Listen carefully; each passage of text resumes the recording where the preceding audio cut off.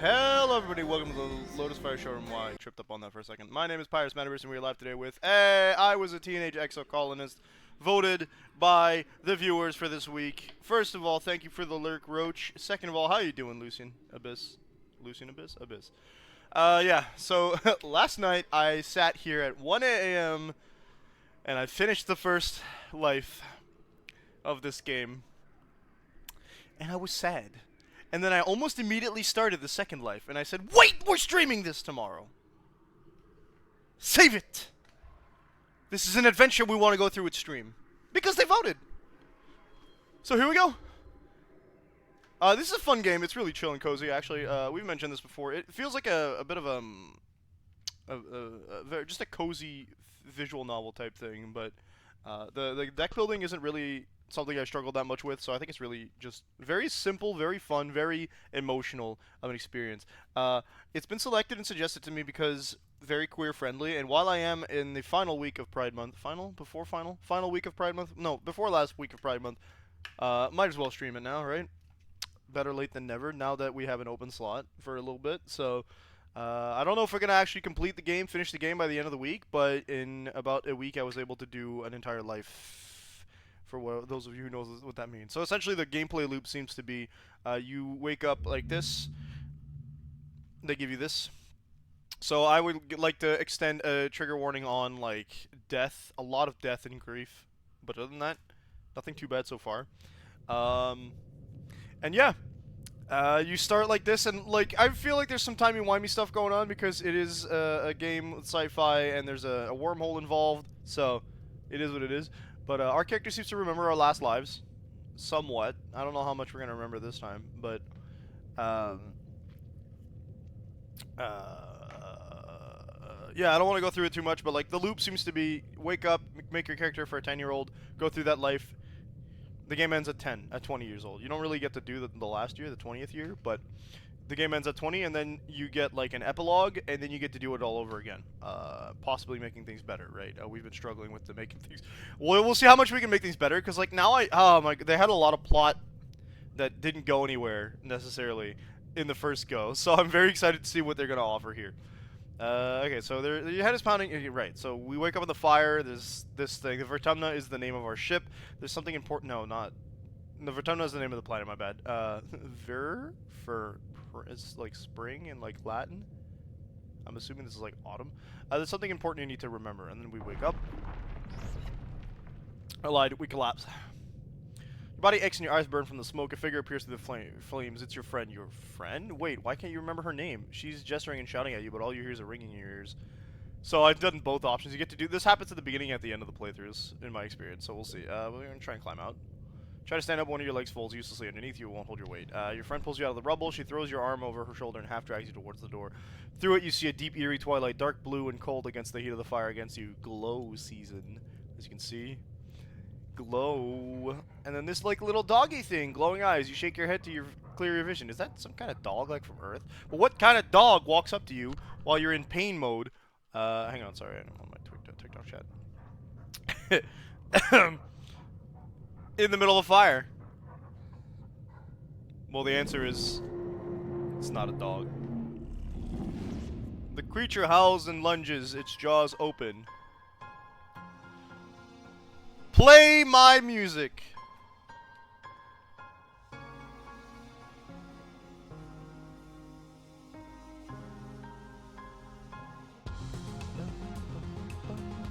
The credits song is so good, by the way. It's perfect for the scene. I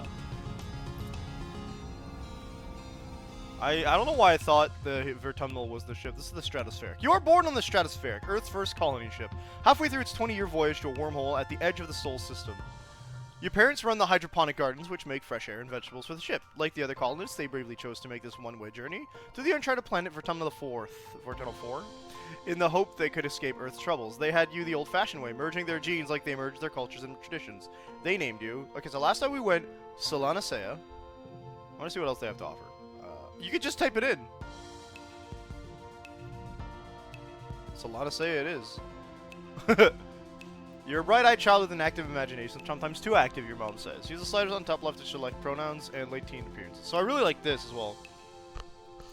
This is such a cool thing. Like, there's a sliding thing. It's not too, like, for the most part, it changes around these dots here.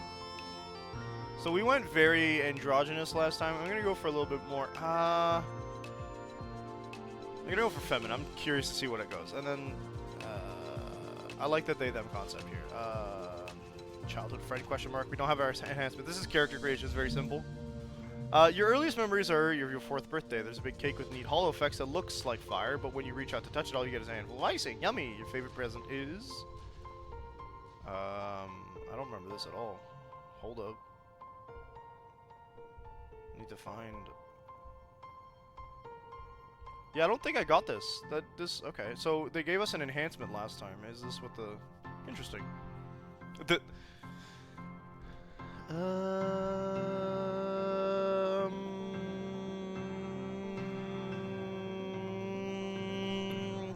See, the thing is, I focused the first playthrough on the main character, the character I wanted to end up with, I guess, the character I was gonna focus on. So it was Anemone the first time around. I don't know if I'm gonna do them in order or if I'm just gonna do them.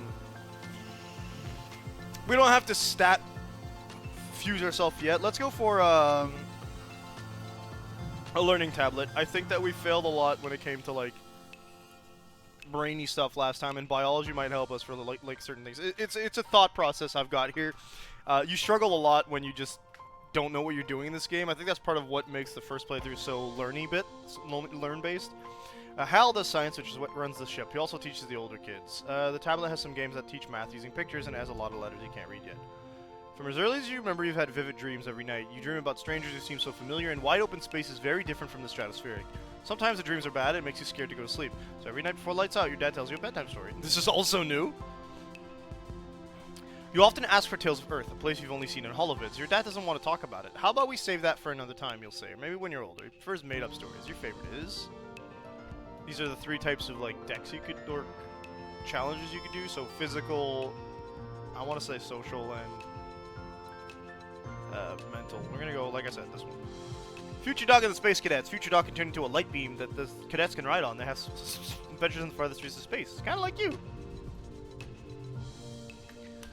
Okay, so that's just 2 memories we need to start with. Here we go. The genetic enhancement. So absorbent brain says 1 skill on. Oh, they're pretty much all the same, right? Except these ones are just very good and have negative... That's cool, just free stress reduction. I haven't struggled too much with stress, but I don't know if it's going to affect me in this game in the long run. I'm going to go with absorbent brain, it's the only blue one.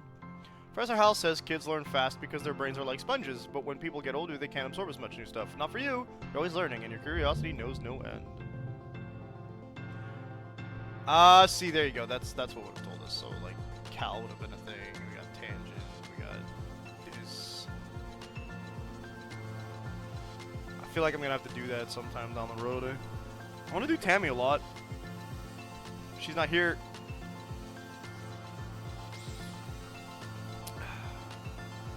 I'm gonna go for Tammy, and the reason is, in the previous playthrough, she died after the first year. So I want to see if we can save her by focusing on her a little bit more. When you're 8, Tammy wants to bake a special cake for Auntie Seaton, who runs the creche. It has to be a real earth carrot cake with real carrots, because that's Auntie's favorite. Tammy needs help getting carrots from the gardens. You, where your parents work. You, ask your mom. Your mom asks what you need the carrots for, and you tell her it's a secret. She says no. Just because you're her kid doesn't mean you get any special treatment. She gives you a biology lesson instead. Mother, no! You're 10 years older when the ship finally reaches the wormhole. Professor Hal says it's like a doorway to other star systems with the planet for 10-4 on the other side. You run emergency drills for months to prepare. My stress. The day finally comes, it starts with rumble, then things start to slide off the tables. You hurry to gather near the escape pods, just in case. Single file, everyone. Professor Hal instructs you to follow him. You do as he... Do I want to do rebellion?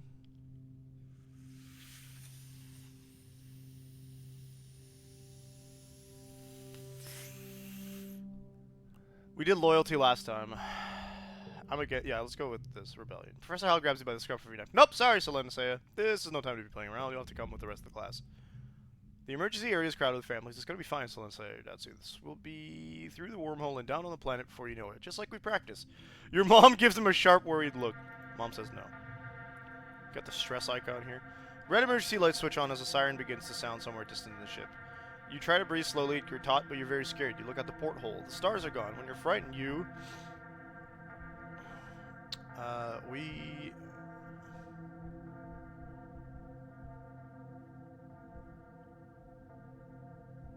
You know what to think of a game to play, because I got stress car last time. You say it depends on our confidence. Oh, her confidence due to our actions. Yeah, okay. You start a game of Rambutan with some of your classmates. You pick the topic, types of fruit. I have no idea what Rambutan is. Cal thinks about it. I could name 10 kinds of fruit, he says. That's the point. That's the point! Maybe I can name 11, Dis mumbles. Anemone confidently counters with 12. Back to Cal, he thinks again. I could name 20. The other shrug and Anemone tells him to go ahead. Apple, orange, banana, and tomatoes are fruit. Cucumbers and corn. Oh, I didn't think about corn, but that makes sense. Game immediately erupts into an argument of semantics, as many games of Rambutan do. You wait. The shaking builds. Then everything starts to get very weird. The hallway stretches, and you're stretching too. Your arms impossibly long. Your head feels like it's slowly filling up like a balloon and contracting down to the size of an atom at the same time. Is this the wormhole? You hear the distant, ominous squeals of metal giving way as the ship shudders and lurches in slow motion. The weirdest part is a sense of deja vu. You're sure this has happened to you before, and you know somehow that everything's gonna be okay. That's a lie. That's a lie. It wasn't okay last time. Everything... The shuddering reaches a crescendo. You hear an impossibly loud crunch and feel weightless for a few seconds before gravity slams you back against the wall head first. You black out. As you slip unconscious, you feel yourself twisted out of time. It's today, yesterday, and tomorrow all at once. And more than just one tomorrow. Lots of them. Different tomorrows. You find yourself in a place that you know from your dreams. Tilled fields, dramatic ridges, and a stranger, but also not a stranger, grinning as she grabs your hand. Hurry up, she says. I'm not going to let you miss this. Distantly, you can feel the ship shaking has stopped, and hear your parents' worried voices.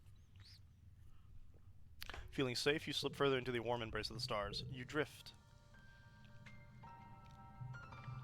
Gradually, your consciousness reforms. You wake up in the medbay. The medbed under you plays a soft tone. An automated voice speaks. 2 weeks have elapsed. Patient's cranial injury has completed healing. They may now be safely discharged. As the fog lifts from your head, you realize something seems different about this room. It's so bright. You try to focus on the window. Something is definitely different. Sunlight! Instead of the familiar blackness of space, bright light from twin blue and yellow suns is streaming through the windows. You peer out and see fields, glass-walled domes, and walls ringed by giant mushroom-like trees. There are construction materials everywhere, and people walking around outside on the ground. You better get out there and join them. Yo, let's go fast.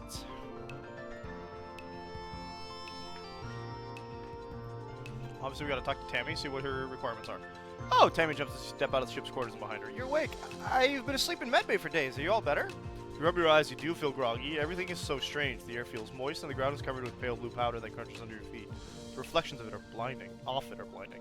You squint and look up, then almost fall over from the vertigo. The sky goes on forever. Around you are fungal trees taller than anything you've ever seen before. Your heart pounds in your chest. Are you feeling okay, Selena? You'd better go see your dad. He and your mom have been waiting for you to wake up. Alright, but I could talk to all my friends first, you know. My general thing was talking to people that had speech bubbles above them the first time around, like this, but that's usually just events. You can kind of, like,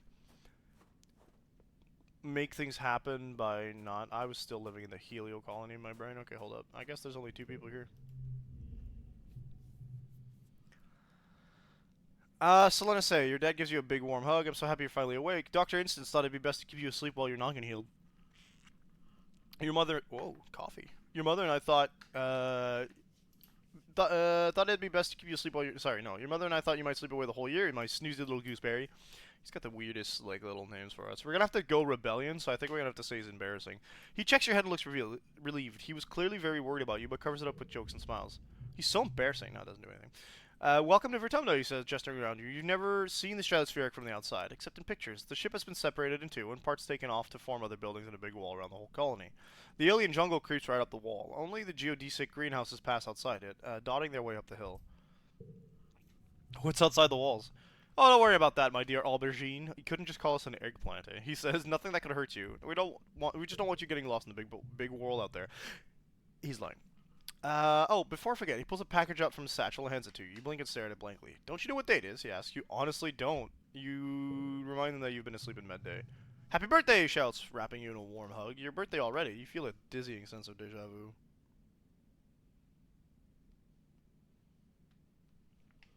Sorry. My phone's just vibrating. Heart reeking is not a word. Heartbreaking? I bet. Was it heartbreaking when you wanted to write? I think reeking is a word, but not in this context. No, TikTok. Oh, I can click on people to see their age. Cool.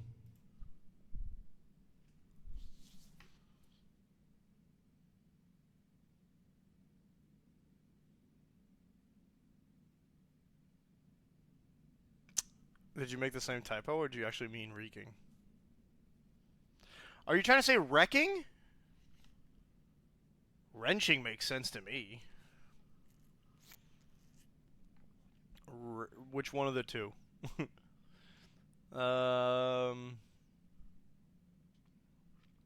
Since you stare at the hard wrap package, you know exactly what's in there.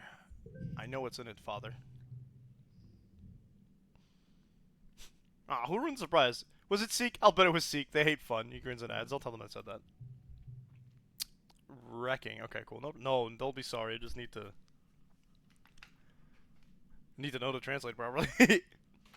You start to explain that nobody told you, but someone shouts your dad's name. Listen, I'm so sorry, Selena says, but I do have to get back to work. There's an accident when we landed, and don't worry, we're gonna fix it, your mother and I. So you said this is an amazingly heart-wrenching, wrecking game. This is heart-wrecking. Huh? Ceci est un jeu fantastique. No, that's not a real word either. I think I'll give you the extended translation that fits the meaning better. So instead of saying heart wrecking in one word, you'd say that wrecks your heart. So that would be this ceci est un jeu qui détruit ton cœur. And then I'd say, just because we're saying amazingly, de la meilleure manière, which is in the best way.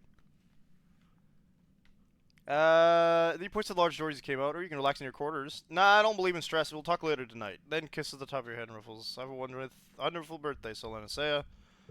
Give him a thumbs up.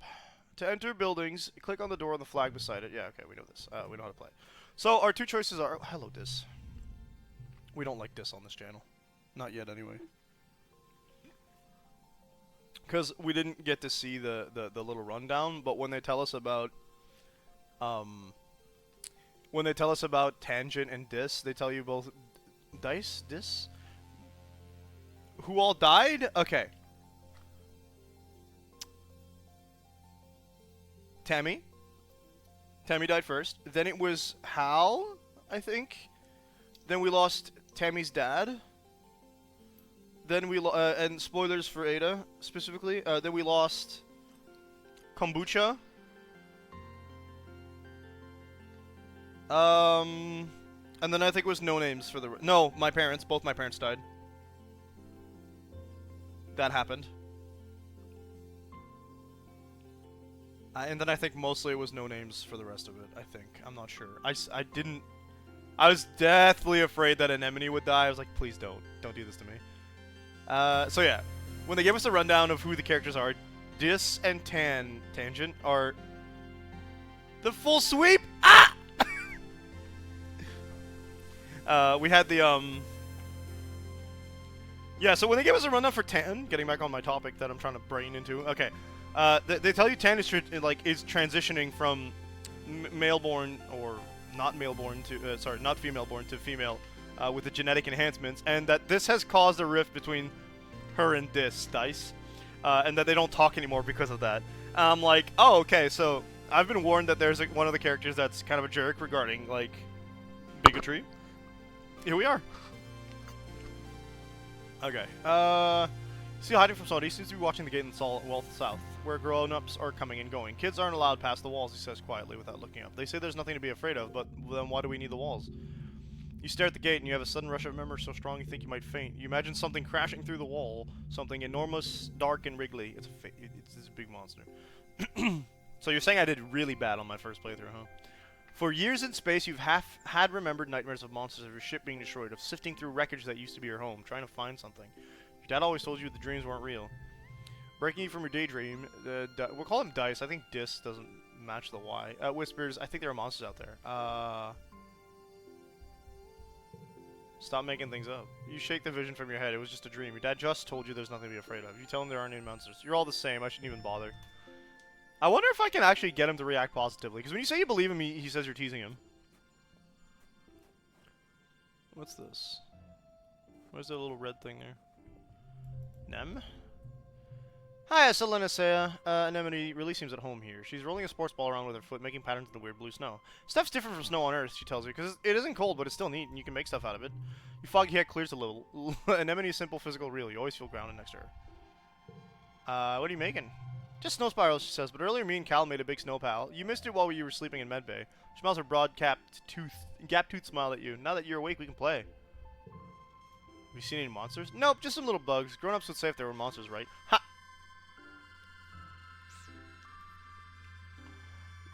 Even if there were monsters, Chief Ret would beat them all up, so don't worry. My mom says we're safer here than we were in space. You both look over at the wreckage of the Stratospheric, spaceship where you were born. Anemone's mom, Antecedent, is probably right about that. Look what the wormhole did to your ship. Why aren't you in school? School, I wonder where everybody was. It's gonna be, I guess I'm gonna be late for humanities class. She does not look very worried to you. It's okay, Professor Hal's chill. He won't mind, but we should probably go now. Hey, Erasia! No fair! She's getting a head start, right? So is anybody else there, or is everybody in school? We gotta talk to people, you know? This is the goal. We got two, like, obviously he's cutting class.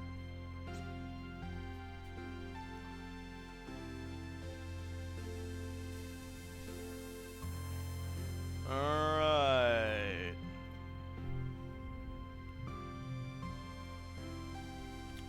Study... I guess we're gonna do humanities, yeah.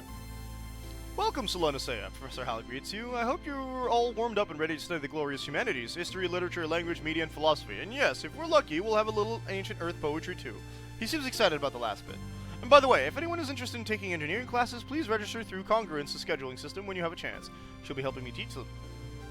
Today's assignment is an easy one, he says, because I was up late repairing Congruence's subterminal and I could use a nap. I'd like you to read an essay on what the Vertumna colony means to you. Freedom, equality, and that one. Wait, no, that's loyalty. I don't want that one. Rebel. Dang. You list all the keywords you can think. Oh, I should have read the rest. It's probably one that says like, "Ugh, it's a prison," and that would have been rebellion. List all the keywords you can think of to describe an ideal government. Did you say freedom yet? Although you aren't totally sure if the colony's government is a real democracy, you know the council votes on things, but you don't get to vote. Who chooses the council members anyway? The governor? Who chooses the governor? The council? May just be a kid, but you can tell you're missing something here. The problem is there's not a lot of people on this freaking colony, so here we go. Okay, we get ourselves... we're going to cut that because we already watched that. I don't really need the tutorials. We need to get this combo up to 12. If I do this, we get to buff that. We're already at 12, but I'm going to add this blue one here because that's going to help us a little bit. Is that the super goal? Yeah, but we did not do our best. Whoa. Not that it matters. I think... What is it? Gives us kudos? I don't really use money, so... Your parents have been working from first dawn to well after dinner every day. You know growing food is an important job and it's vital to get crops in the ground right away, but there seems to be something more than that. It's such a change from growing up on the Stratospheric when you saw them all the time. You stay up and wait for them at night before going to bed. Though you can tell they're exhausted, they make an effort to spend time with you. I'm sorry we haven't seen much of you, little gooseberry. Your dad says. Your mom watches you as she works a pebble out of her gardening tiller, which also serves as a crutch. How have you been holding up? What does this do? Delusions? Oh, I love that that's a thing. It is a wild card, though. That could be cool. This is the second time I've seen this, because the first time you see this is at the end of the first playthrough. Let's go! You tell them how you knew about the medallion your dad made before you saw it, because you've dreamed about it when you were a kid. The more you speak, the harder it is to stop. You tell them about all the things you thought were just dreams, and how they've started to come true ever since you landed on Vertumna. You keep remembering stuff that's about to happen. It's also weird and confusing. Honey, your mom interrupts you. I know you've been under a lot of stress. We all have. She sighs and gives your dad a concerned look. He shrugs helplessly. I'm so sorry we haven't been there for you, she continues, but is it possible you think you might be making this up to get attention? I swear to you, this is real. You try to stay calm and explain, but you keep talking faster and faster. Before long, your breath is coming in hiccups and you start to cry uncontrollably. Your parents don't know what to say. All they can do is hold you tight and stroke your head.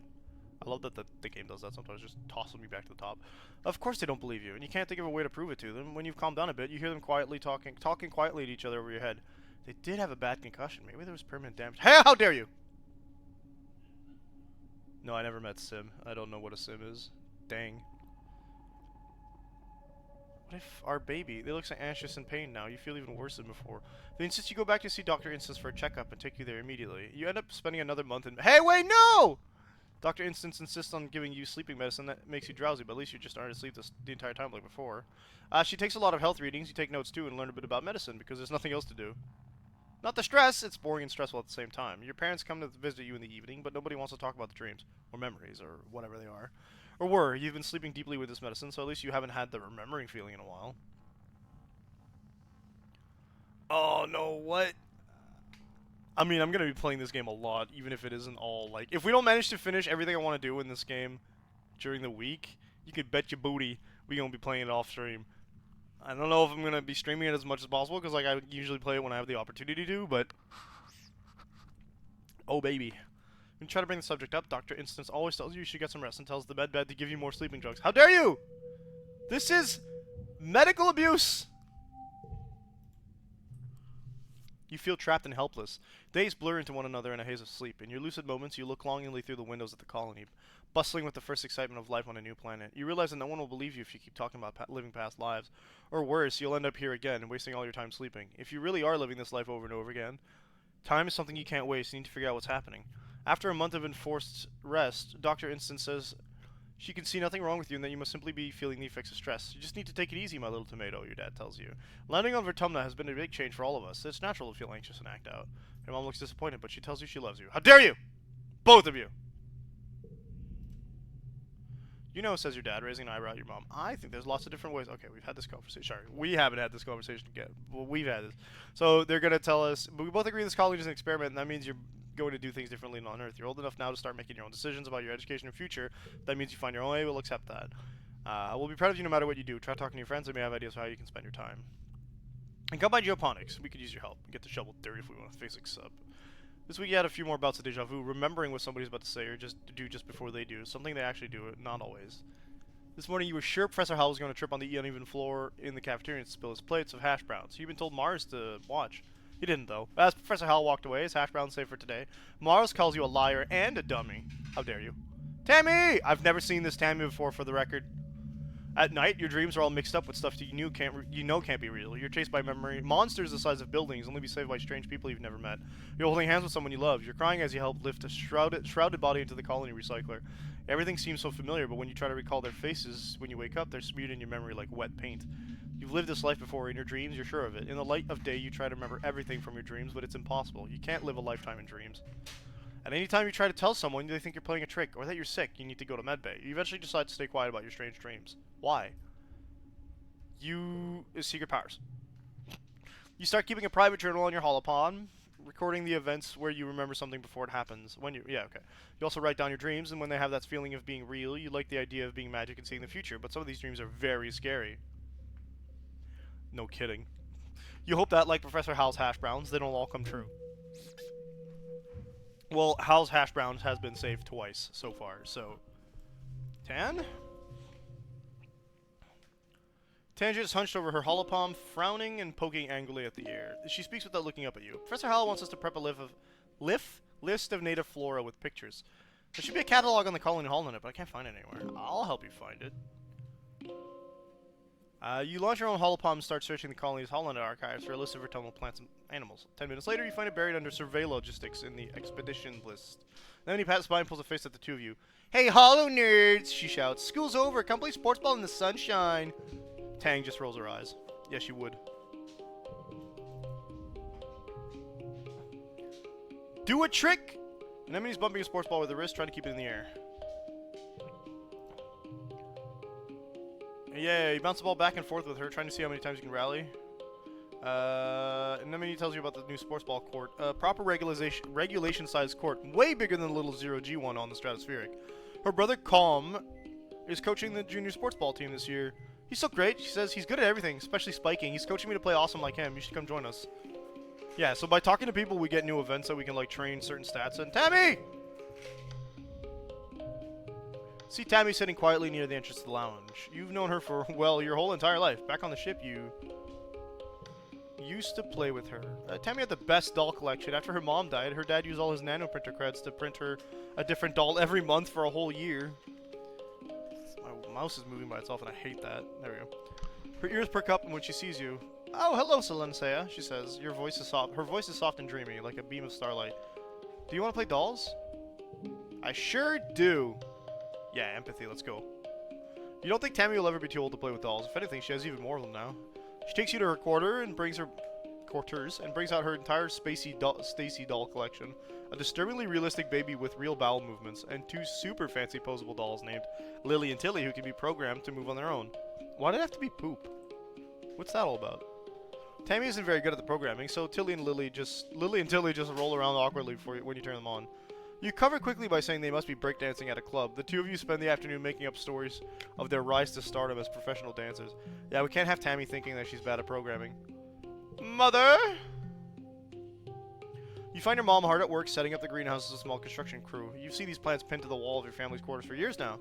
These geodesic domes will house the more delicate plants from Earth, spinach, tomatoes, maybe even fruit. She takes a swig from her canteen as you approach. Looking for something to do, she asks. Remember, Solenasea, you're responsible for your own schedule now that we've landed. You can decide how to spend your time, so long as it's productive. Thank you for the alert, Carolyn Wabbit. She points towards the engineering wing, in the back half of the stratospheric severed frame. Professor Hell's still expecting you in class, but a well-rounded education includes practical application. You're old enough to help with the work around here. 10. She claps her hand on your shoulder. I've got another minute. Anything you need to know? Can I join expeditions? Oh, you're too young to leave the colony. It's dangerous, she shakes her head. Your father would be worried.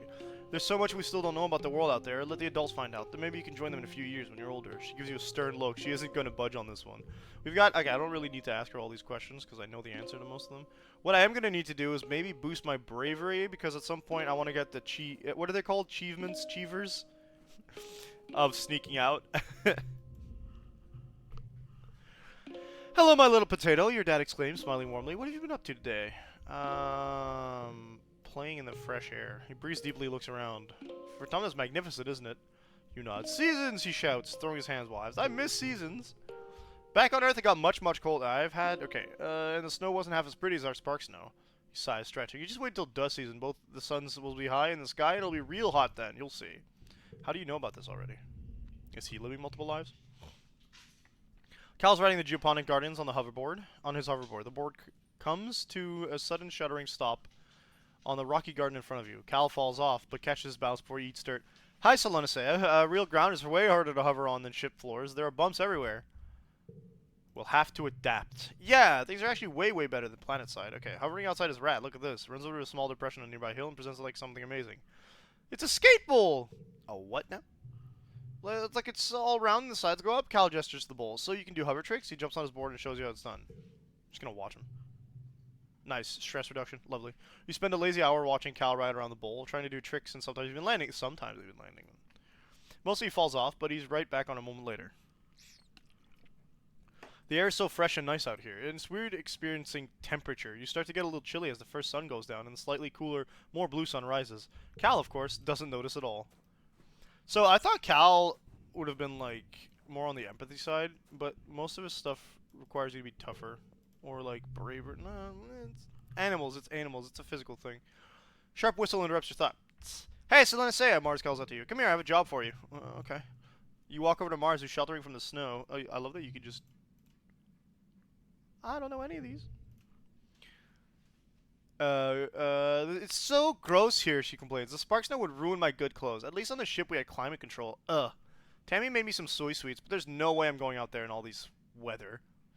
Since you like running around in it, could you fetch him for me? Get him yourself. Yeah, let's go. Good! She's probably just down the hill near our quarters. Oh, sorry, it's good! Mars sighs. She's scared to take more than a few steps from the door. All she wants to do is hide inside and make sweets. I mean, same. Considering how she dies. Mood. Tammy's staring obliviously at the sky, smiling to herself. She startles as you approach. Oh, hello, Solenasea. Putting her hand to her chest. Do you need something? I'm here for the soy sweets. Oh, it's so nice of you to help out Mars. She's a very important person, you know. Yeah, she won't let us forget it. She hands you a box wrapped in pink and yellow scarf. 1 order of mango soy sweets made fresh this morning. Please tell Mars that she can have the scarf back, okay? She used some of her kudos to nanoprint it for me because it's so dusty in here, but I think I'm getting used to it now. She smiles again and tucks her hair behind her big elven ears. I wonder what her augment is. Mars is so cool, she says fondly. Sometimes she's kind of bossy, but I know she really cares too. Funny enough, and again, spoilers for Ada, I'm pretty sure Mars is heading, like, a rebellion in the later half of the game.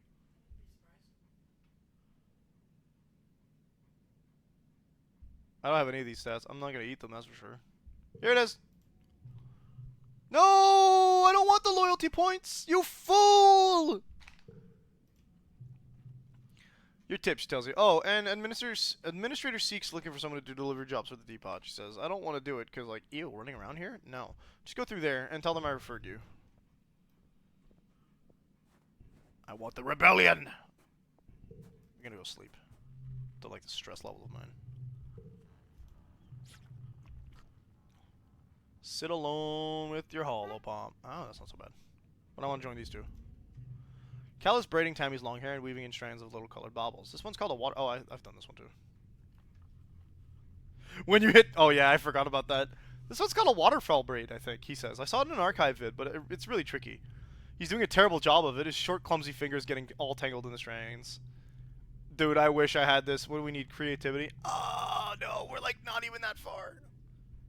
I'll do Cal's hair. Yeah, we'll do that again. That's fine. Got to 100 without even trying. Yeah, I was I think because I was doing the Nem. I was doing Anemone. She's not so much on the rebellion side. Ironically enough, I thought she would be, so I was like, oh, I'll push towards it. But then every like option I took that was pro her also ended up giving me some loyalty in the long run. You sit behind him as he sits behind her like a mini conga line. You braid some short strands of Cal's hair, putting one of the little baubles at the end of each one. He finishes Tammy's hair. It's almost recognizable as a waterfall braid. There's no image in my brain as to what that looks like, by the way. Excuse me.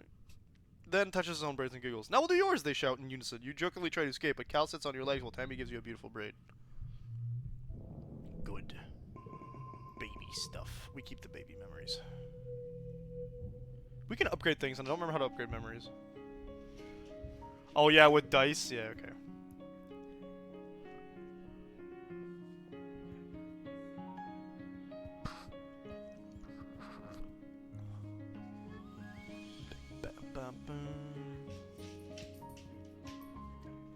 Okay, so we're trying to boost our... Actually, why don't we see if we can find Tammy and ask her what she wants, like... Oh, by the way, that's pickup, yep. Hefty red Xeno egg. There she is. Okay, Tammy. Oh, that's Cal. He likes biology. Cal runs up to you, streaked from foot to neck with purple dirt. There's so much space! Me and Anemone just ran for 20 minutes. We never ran down the same path twice. Leans over and braces his hands on his knees, breathing heavily. Hooey! She's so fast! And then for her, we need... Random act of kindness. We need to boost our empathy, which is pretty good. It's our current highest stat, I think. Tammy's dad is the head of expeditions, which means he's out surveying the jungle every day. This morning you see her crying in the doorway as he leaves. I don't like when he goes out there, she sniffs after he's gone, but he's so brave, and so are you. That's why I like you, Solenisea. I don't think I'm actually that brave. Here, have an egg. She didn't hate it. Wrinkles the nose as she accepts your gift, turning it over in her hands. Oh, what is it? She asks. Is it a present? Thank you, I guess. That's really nice of you. Yeah, Vase? Vase gave me bad vibes the second I met him. And then I had to, like, break him up with Anemone, which only worked because I spent a lot of time grinding persuasion. Which is...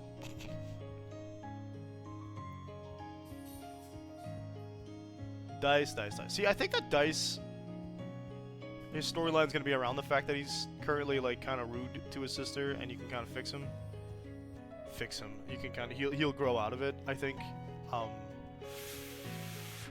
Okay, let's see what we can do for empathy. Nope.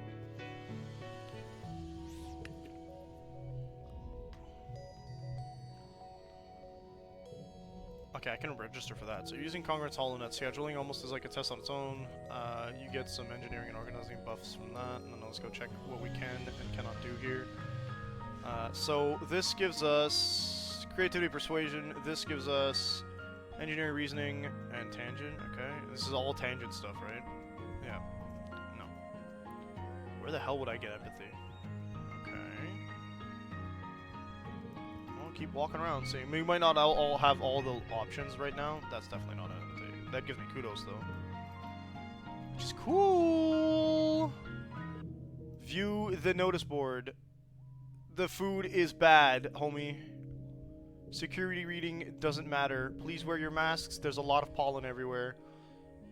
I need toughness or organizing 10 or better for delivering supplies. Okay. My organizing's kind of doo-doo butt cheeks right now. Yeah, we don't have options for everything yet, so we can't raise every stat the way I would like to. Let's see if this dice has anything. Dare you to eat this worm?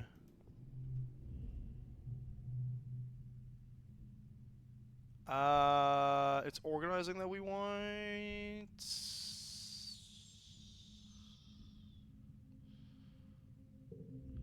I'm gonna go with this one. There's some sort of emergency in engineering that requires Hal's attention. So today's class will be taught by the ship's artificial intelligence, Concordance. Good morning, Concordance chirps.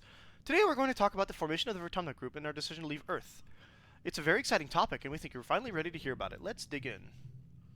You know how it started. Economic and environmental instability, coupled with deeply entrenched hatreds, had thrown the Earth into chaos. And you know how it ended. In that chaos, your parents formed the Vertumna Group with a plan to leave Earth. 20 years later, they and their starborn children, you, slid through a wormhole and ended up here, on a planet you called Vertumna. But there's so much you don't know. Concurrence pulls up a hollow projection of an unassuming human with a firm maternal gaze. This is Planktonic Ascendant's Wang Botha Schmidt. This is absolutely a cult title. You cannot tell me that someone made this up with logic in their brain. They said I need to sound impressive. The spiritual leader of the Vertumna movement. They were what people called a speculative fiction writer. This Vertumna project proved that their writing, though speculative, was far from fiction. That is one long name. Wang Botha Schmidt's writings, centered around the idea of humanity building a technological utopia on another world. Translated to 100 languages, this was a compelling idea to people at the time, so fans started connecting in VertSpace. Far from just a book club, these people bonded over mutual aid amid the increasing unrest in their own countries. They were committed to Wang Botha Schmidt's idea of a future where everyone is treated equally without prejudice. Which is cool. We like that idea. But they realized it couldn't be done online, Congruence tells you. Though committed to social justice, the group saw the impossibility of forming a truly egalitarian society while also reckoning with their own implicit biases and the diverse context of their real lives. They realized that this was the work of generations, and the solutions most looked to the future, as Wang Botha Schmidt did. It's nap time. Let's go! Earth history is so dull. It's all long, boring name. This and social inequality thing was bad. There's no reason you need to know all this. It's not like it could ever happen again here on Vertumna. You slide down in your beanbag chair and lower your eyelids. If Congruence notices, she doesn't say anything. She's not equipped to deal with that. For the record. No, I don't want to change the difficulty. This is a really bad hand, actually.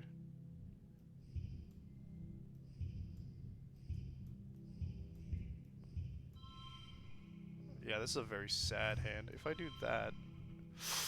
That's like the best we can do, too. Ouch. Is it the best we could do? So why is that better? Because we get the straight here instead of the two of a kind. Okay, that makes sense. Here we go. 3 stars, baby! You wake from an afternoon nap. The dream you're in is one you've had many times. The air is strangely pink and fluffy, kind of sticky, and you have to push your way through it. It feels like every step you take takes an eternity. You push through the pink cloud and emerge into the children's creche, a room you know well, to see your friend Tammy standing before an enormous bear made of pure light. It lunges at her, through her, and she collapses to the ground like a fainting fairy tale princess. You wake with your heart racing. Tammy is leaning over you where you've been sleeping in a nest of pillows. She shakes your shoulder gently. "Oh, I'm sorry, Selena," she says, speaking to a small child. I think you were having a nightmare. Are you okay?" "Are you? Nothing bad happened in the dream, but you feel sick with dread." "That's future sight! That bear is..." Since you're awake, you should visit the cafeteria. Antecedent is making a new kind of candy. She says it's made of cotton. Isn't that weird? I have to go tidy the creche first. Then I'll meet you there. Save some for me, okay? No. Go save Tammy. Tammy skips off towards the creche, humming to herself. You feel groggy and need a minute to clear your head. That dream. You sprint down the hall to the children's creche, where the little kids play and learn during the day. It's empty. All the younger kids are probably off eating candy with Antecedent. Antecedent. I knew her name was Antecedent. I didn't realize they actually called her Antecedent. Okay. You spot Tammy's tidying up some drawing supplies near the craft bins. Above her, a holo projector displays an enormous floating teddy bear made of purple light. It bobs slightly in the air. Mr. Bearsworth, a decade of happy memories playing with it flash to remind in an instant. Tammy stands up on her toes and reaches for the switch to turn it off. You slam into her, knocking her off her feet onto the ground. At the same moment, the hollow projector sparks and explodes. The bear disappears and the whole room goes dark. Oh, whoa, we saved Tammy! And we get new art. In the dim emergency lighting, you see Tammy's eyes wide with surprise and fear. She sits up and rubs her elbow, staring at you. Sorry, are you hurt? It's okay, she sniffles, looking at... She might start crying. Why did you do that? Owie! I just saved your life. My life? She says. She peers into the dark room, looking even more frightened. How? You try to explain that holo projector was going to shock her, but she doesn't seem to understand. How? But it's Mr. Bearsworth, she says. It's just a toy.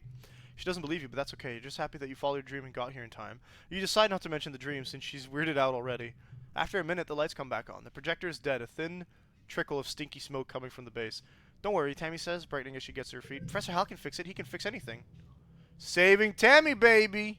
I love that they even have the artist's name here. Lovely. And it has their Twitter handles, which I think is also very cool. Cause like if I go,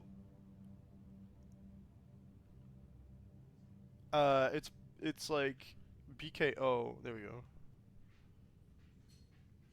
And you know what's really funny? Is I happen to already be following this artist. So that's really funny. I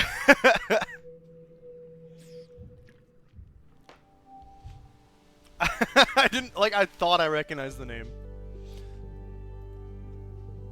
Okay. So let us say, Tangent says, approaching you with purpose. We need to discuss my brother who dis. Yes, Dice, she says impatiently. I need you to figure out where he's been disappearing. Ever since we landed, I barely see him anymore. He doesn't even come home at night, and sometimes well, I'm not on very good terms with my brother of late, but well, people are becoming worried. You get the feeling Tang is the one who's worried, but she doesn't want to admit it. I will find out. Thank you, Selena Saya, she says, looking relieved for a second before her expression hardens again. I mean, it would be a ridiculous waste of resources if something happened to him, and no one knew where he was or where to find him. Of course, Tang doesn't get worried, obviously. Doey. There's Dice. So since you already saved her once, I'll let you... She can actually save her your very first... If you save before she dies and reload the... No way! That's funny. It undertales you. You tell Dice that his sister Tangent wants to know where she's been disappearing off to. Where he's been disappearing. His eyes flit briefly to yours, then he stares vaguely off towards the engineering wing where his sister's reading all her holobomb. He doesn't say anything. She's worried about you. She doesn't care about me, he says sullenly. Tangent's just worried she'll get in trouble if I don't come home one day. He scowls and picks at the hem of her sweater. She doesn't care about anything but her schoolwork. We're just gonna leave him alone. Because we can't actually force him to tell us. Let's talk to Tammy. Tammy's sitting down in the grass with a baby on her lap. A baby? They're playing nicely with some flowers or a strand of the beads in Tammy's hair and something. Tammy keeps gently removing her hair from the baby's mouth. Oh, Selena says, she goes to join her. Aren't babies the best? There are so many new babies in the creche, you'd think we were starting in a colony or something.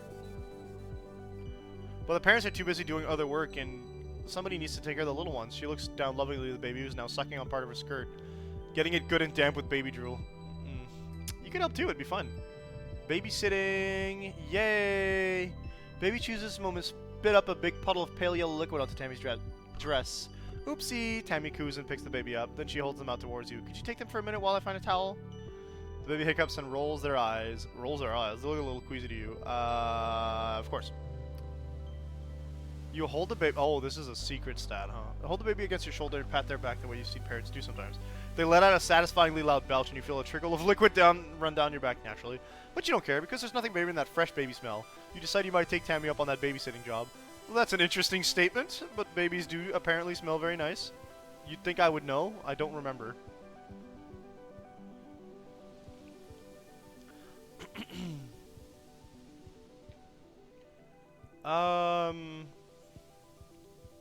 I guess... Did she say it was at the I don't even know where the creche is. There we go. Babysitting. Lots of empathy. Oh, yeah, we're definitely doing that. Let's go. Hello, Selena Saya. Antecedent, by the way. Antecedent? Oh, sweetheart, I'm so happy you've come back to help. You know this place well. The creche, part preschool, part all-day daycare. You practically grew up here. Cared for communally? Why I can't speak. Wow.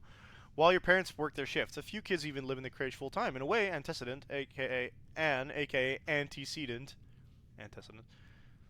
I take a shot every time you laugh at the names in this game, I swear. Is every kid's mom. The smell of craft glue and clean blankets gives you a calming sense memory of all the happy time you spent here with your friends. Tammy's here too, gently rocking a drowsy baby against her chest. She looks at ease here in a way you don't usually see. You gonna babysit too? She asks in an excited stage. You're gonna babysit too? You'll love it! Suddenly, a bundle of wild hair and pink overalls runs straight into you, clearly knocking you over. Wait, clearly? Nearly. Almost more kitten than kid, the child grabs your leg and stares up at you with unblinking green eyes. Watch that one, Antecedent warns. You remember Nougat? She's turning out to be quite the handful. Why don't you start off by getting her go down for her nap? I'm gonna read a book. Nougat! I like Nougat. Just chaos incarnate. You search through your Holopalms library and find a picture book about Earth's dinosaurs. You find a quiet spot on a large beanbag chair, but Nougat squirms in your lap and refuses to sit still. It's not long before her eyes wander away from the pictures, drawn to the activity across the room. Ooh, she's all elbows and knees as she clambers off your lap, chirping, I'm going now, bye-bye-bye! Stress. Nougat makes a beeline for some older kids who are playing with Creato bots. She charges in to pick up the bot and hug it, causing it to flail and whirl and knock both her and itself over. By the time you get to the scene of the crime, there are tears, and the other kids are upset about their broken bot. Commotion attracts the attention of Antecedent, who swoops in with hugs and tissues. Within minutes, she has it in control. Whoops, she says, huddling Nougat up onto her hip with ease. Just a little mix-up, don't worry, everyone. So let us say we'll get that bot fixed in a jiffy. She winks at you with a warm smile. It's only fair.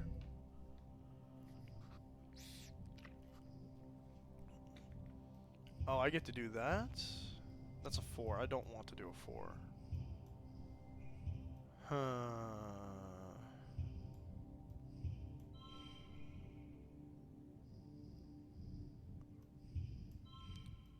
And the chips are down. I don't think that'll be our best performance. No, that's actually so far off. Okay. But we do get empathy. I like that we get traits here, and you get like bonuses for doing stuff. So it's just very fun. Okay. I love the mechanics are really fun in this game. So simple, but so amusing. I think we have enough empathy, right? No, we need 20. Yeah. You know what that means? It means I'm gonna have to go and do stuff to try and save people, by the way. I know calling defense is important for, like, saving Kombucha and other characters. Babysitting. Most kids in the creche go home at the end of the workday to be with their parents, but some live there full-time. And triplets, for example, as well as orphans from the wormhole crash, and children whose parents have simply opted to have them raised communally instead. You heard that orphanages on Earth could be troubled, but here in the creche everyone is cared for equally. They're lucky in a sense. In the creche, they have a huge family and have so many siblings to play with. You and Tammy are putting 2 of these creche kids to bed. Tammy's cuddled up with one of them, reading a book out loud. Tonight's story, Tammy begins, is about a little vacuum named Litter. One night, while Litter was charging, there was a power surge in her charging station. Zap! Tammy tickles the children for emphasis, and the next morning, when Litter woke up, well, instead of cleaning, she decided to go on a grand adventure. Tammy makes the story up as she goes. She has the VacuBot venture all the way out of her geoponics dome to the other side of the colony to meet her cousin bots in engineering. But everything goes wrong when the little VacuBot gets scared and lost. After Captain Udicott saves her and brings her back to geoponics, the little VacuBot vows to never go exploring again and lives happily ever after. The 2 kids are sound asleep. Boring! Oh, I love the gentle tale, because we had telling a violent tale in the previous go.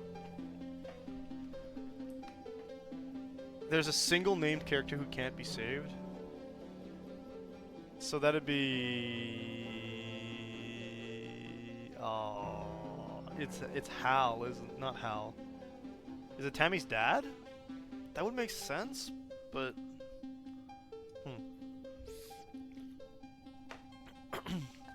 Thanks, Lenosea. Tammy blushes. I can't wait to have kids of my own. I want at least 5.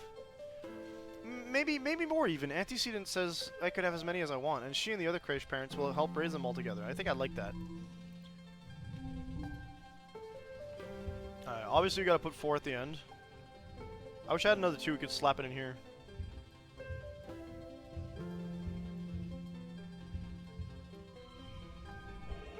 Oh, but this isn't a brain challenge, so we gotta do something like this.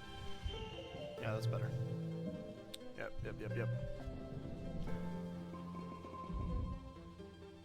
What's our con? 23. Let's go talk to Tammy. Late Pauline. Unless it's Anemone. Anemone dies in the epilogue, or at least died in the epilogue in my play because probably colony defense was too low. But I don't know if that actually affects it. It affects the epilogue. Hello, father. Oh, right, he's got the shimmer. Dust is such a dry, hot season. Both sons. He does not have the shimmer yet. Who usually lush for time in the jungle. If there's a breeze, it's warm, and you guessed it, dusty. Your parents are up every day before dawn, which comes far too early for your liking. They're usually gone by the time you wake up and home after you're asleep, so you have to visit them at work if you want to see them. Good morning, Gooseberry. Your dad greets you cheerily. Here, have you come to see the harvest? Your mom and I are gathering crops from actual Vertundan dirt this week. Sure. He shows you around the rows of corns and beans from Earth. They all look a little yellow and scraggly, not what you'd expected. But your dad enthusiastically points out the red vegetables ready to harvest. Don't forget, he tells you, the Vertumnalia Festival is coming up. Vertumnalia. Oh yeah. There will be a talent show and a science fair. I'm sure you're going to participate, Solinsea. Yeah! Yeah, okay, I'm not too surprised then. I feel like there was a way I could save her and went womp. But like the first playthrough I was kind of just getting my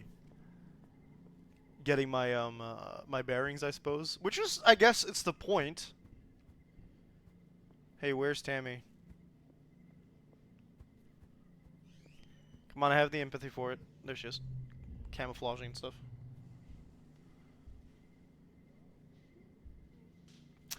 Tammy peers suspiciously at the sky. The air is different here. We've never lived somewhere where the air can be too dry or too wet or too hot or cold. It's almost as the planet is alive. She shudders. That's a scary thought. Hello? Most planets are alive, by the way. I don't know which. Let me tell you, I'm pretty sure it is, by the way. Have you noticed the one thing that seems to be common across all the animals you see? I mean, yes, but they're very plant-like in like biology, the way that it's explained a lot of the time. You start simple. You give Tammy an enormous hug, sharing the love. Tammy gets a lot of hugs, but you make sure this one feels special. She hugs you back, wiggling back and forth happily. She's surprisingly strong.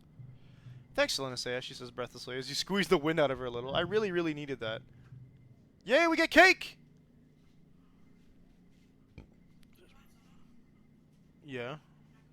No.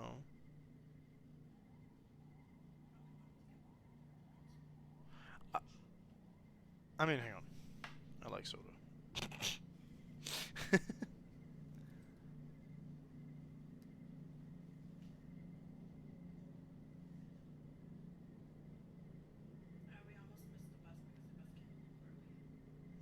Yeah, I guess you could get soda. My wall sensors, huh?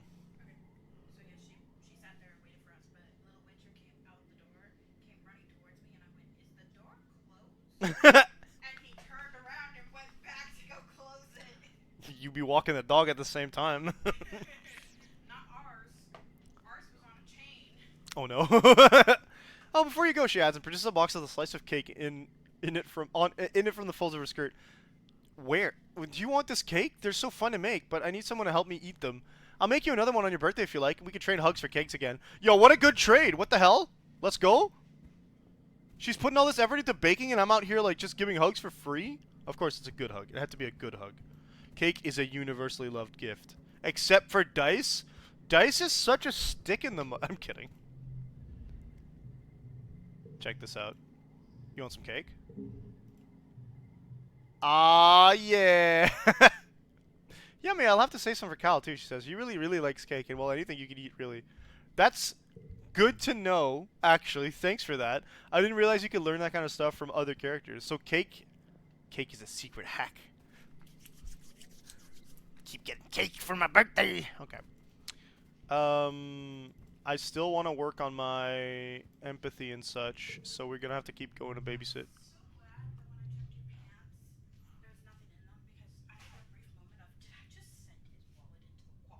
No, no, I took it out earlier.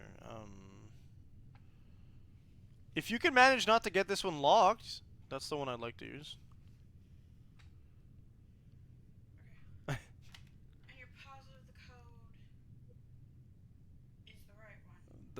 I am positive, but you have a habit of like typing it in wrong or reading it wrong.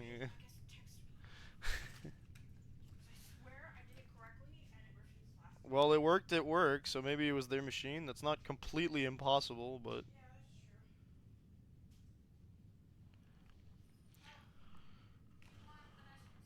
No. If you get me like a pack of peanuts or something. The ship's quarters are where everyone sleeps, eats, and hangs out. The private bedrooms are small. Well, I don't have to read this again. We're babysitting. Let's go. Tammy's a natural at this. You're constantly amazed that she never loses her temper. When you ask her about how she does it, she just blushes and looks away, saying that it's not impressive, it's the only thing she's really good at. No, that's... Oh, that's such a sad statement. Somebody give Tammy some happy... Nice. Do you think this counts as a straight? Yeah. Oh, baby. Wait, why are you getting Wait, why are you getting more? Huh? Oh, it's a +2 to every neighboring card. Dude, that's so good.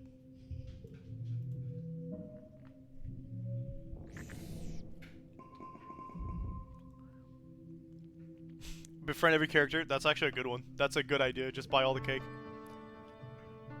It's time for Vertumnalia. Udicott and the Council have called a festival to celebrate life here on the planet Vertumna. Everyone gathers in the colony square to hear Governor Udicott's speech. In Earth's history, Udicott begins, and then clears her throat and waits for everyone to quiet down. In Earth's history, Vertumna was known as the god of seasons, change, gardens, and fruit. It's no coincidence that our forebears at the Vertumna Project chose to take on such an auspicious name in the hopes of seeding future bountiful seasons of humanity. We will continue this tradition of Vertumnalia, a midsummer festival to celebrate our Vertumna, this lush planet upon which we find ourselves today. Yawn! You start to tune the speeches out after that. The council, members of the council all get up on stage one at a time to say something. When it's your mother Flulu's turn... Flulu? I don't think... Wait, her name is Flu... I don't think it's Flulu. She announces that tonight you will be eating some of the very first crops grown for Vertumnan soil. Your eyes go to the feast table. Aboard the stratosphere, it would have been mostly soy-based food from the nanoprinters, spiced up with what precious fruits and vegetables could be grown in small growing bays. Excuse me. This year, the Earth plants look even less robust than usual, but they're supplemented by some Vertumnan plants you've come to appreciate. Juicy potato pods and slabs of edible fungi. Udicott takes the stage after everyone... see, she's old! Whoa, I didn't realize it was that old. One of the oldest. That means there's other older people. Wow. Takes stage after everyone on the council has said their piece. What is a festival without festivities, she asked. Professor Hal and Security Chief Rhett have organized a 3-part competition for the kids. Good luck, children. Which one do you join? So we did a lot of bot wrestling in my first go. We're going to go with Talent Show, baby. Yeah.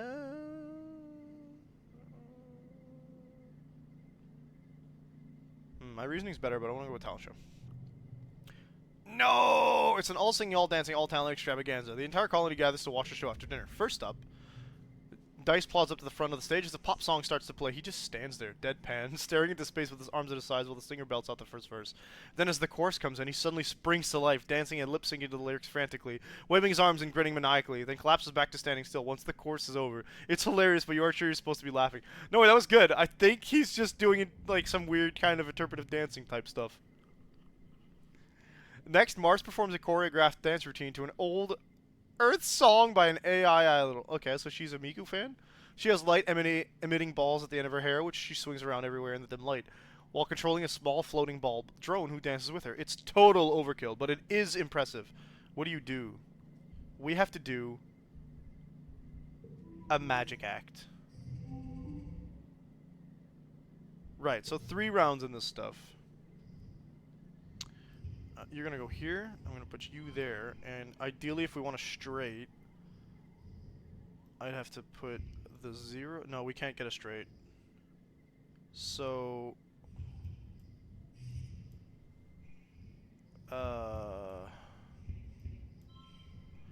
Oh, we can cheat it a bit. Okay, yeah, okay. I see what I can do. Here we go. That's a straight. We can get a straight. I don't think that was the best outcome, but... Just one of the card on the side, so I want to have something on the side. This might not go so well.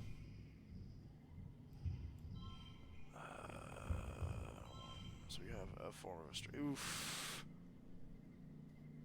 Not the ads. Not the ads. 7 versus 9. What if I... 8, 6... Again, 9...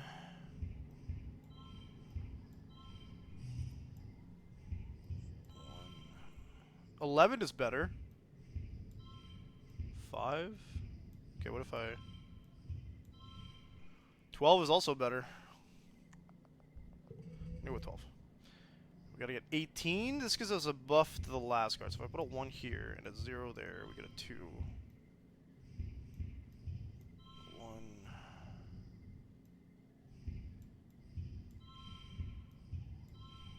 It's 14. I still need better cards here. So what if I did this? 16's a little better.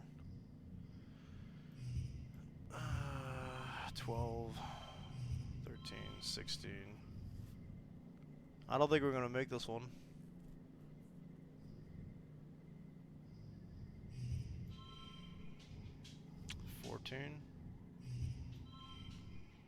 It's back to 13. 11. See, we want that to be all blue. Okay, what if I...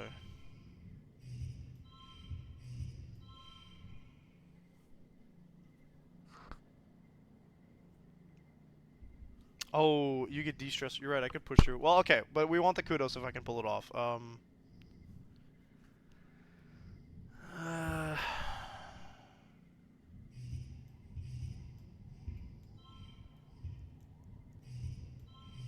I think you're right. We're gonna have to actually de-stress. If we could get the better score and then de-stress, that's still better, but... push through. Yeah, our best score was 16. We weren't gonna make the 18. Gotcha. Everyone is amazed by... Hey, talent show champion, let's go! Status popular, we do love that. Yep, yep. Everyone is amazed by your magic act, especially the one where you pretended to pull scars out of your mouth. You win, as voted by audience applause. Mars begrudgingly shakes your hand, leaning in to whisper that you better enjoy your victory now, she's gonna destroy you next year. Yeah! After the festivities are over, everyone takes time off for a much-needed break. During the fierce heat of dust, 2 days rest is exactly what you need. You feel refreshed. You didn't even get max... You want to see stress? Just wait until we get to the next thing. Hello. Tammy almost doesn't notice you approach. She's bent over her hollow palm, intently taking notes, until you get close enough that her ears wiggle and she looks up, surprised. Oh, hello, Selenisea. She greets you cheerfully. I'm so sorry I didn't see you there. You ask her what she's studying, and she flushes pink and tongues on her ear. I'm not studying. I'm making a list of my friend's favorite things.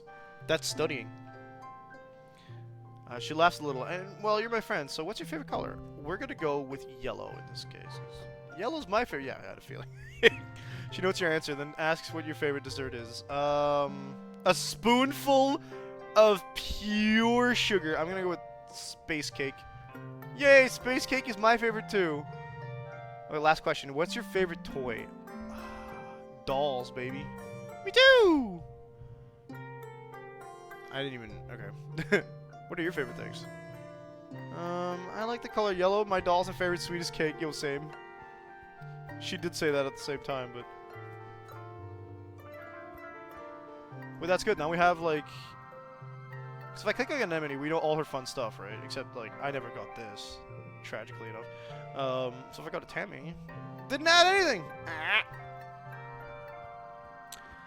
We might be able to get another empathy thing next year. Maybe not this time around. Yeah. Oh, no, here we go. 40. You already know we gotta go back.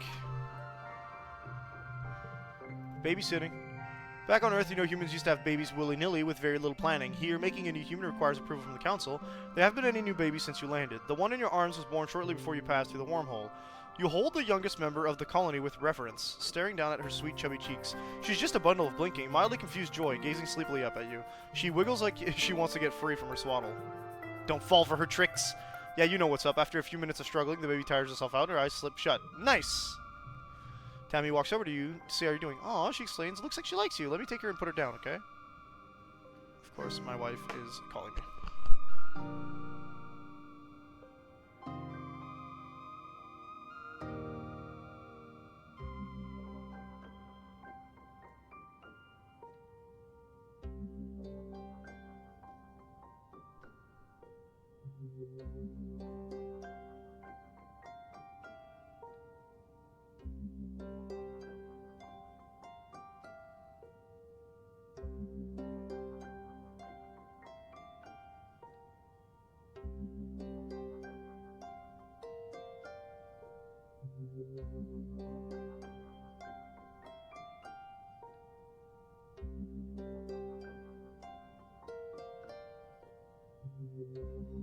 Wait, sorry about that.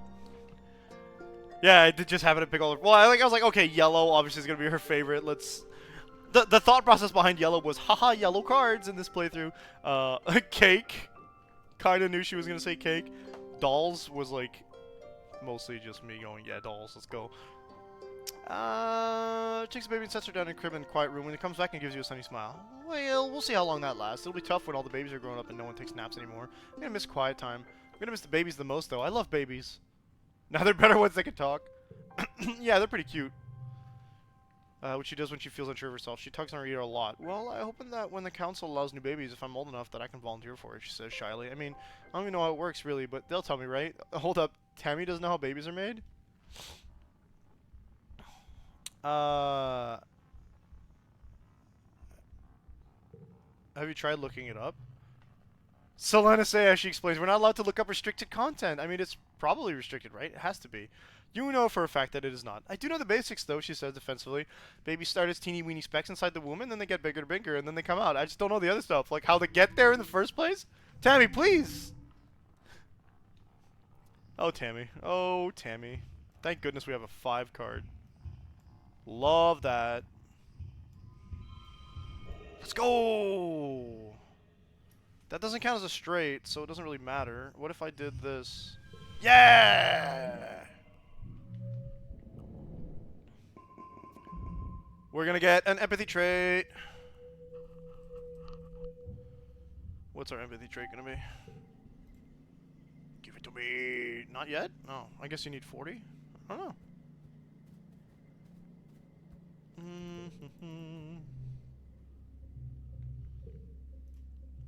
You just can't seem to make Nougat keep her pants on. Oh man, I've had that. Okay. At least she's potty trained, but it's still a bit of a health hazard. You managed to come to a compromise where she agrees to at least wear a dress or skirt. She does this for a little while before realizing that it's much harder to climb and crawl around in a dress, and begrudgingly agrees to wear his pants again. Got her! Alright, we know this is a winner card. Let's go. Oh yeah, we got a straight out of that too. Can I maybe give... Ah, baby. I'm good at this game. I'm realizing how good I can be at this game. Now we get the creative, the empathy trait. I don't have to relax to lose stuff. You can just... Oh, that's... Okay. Wet.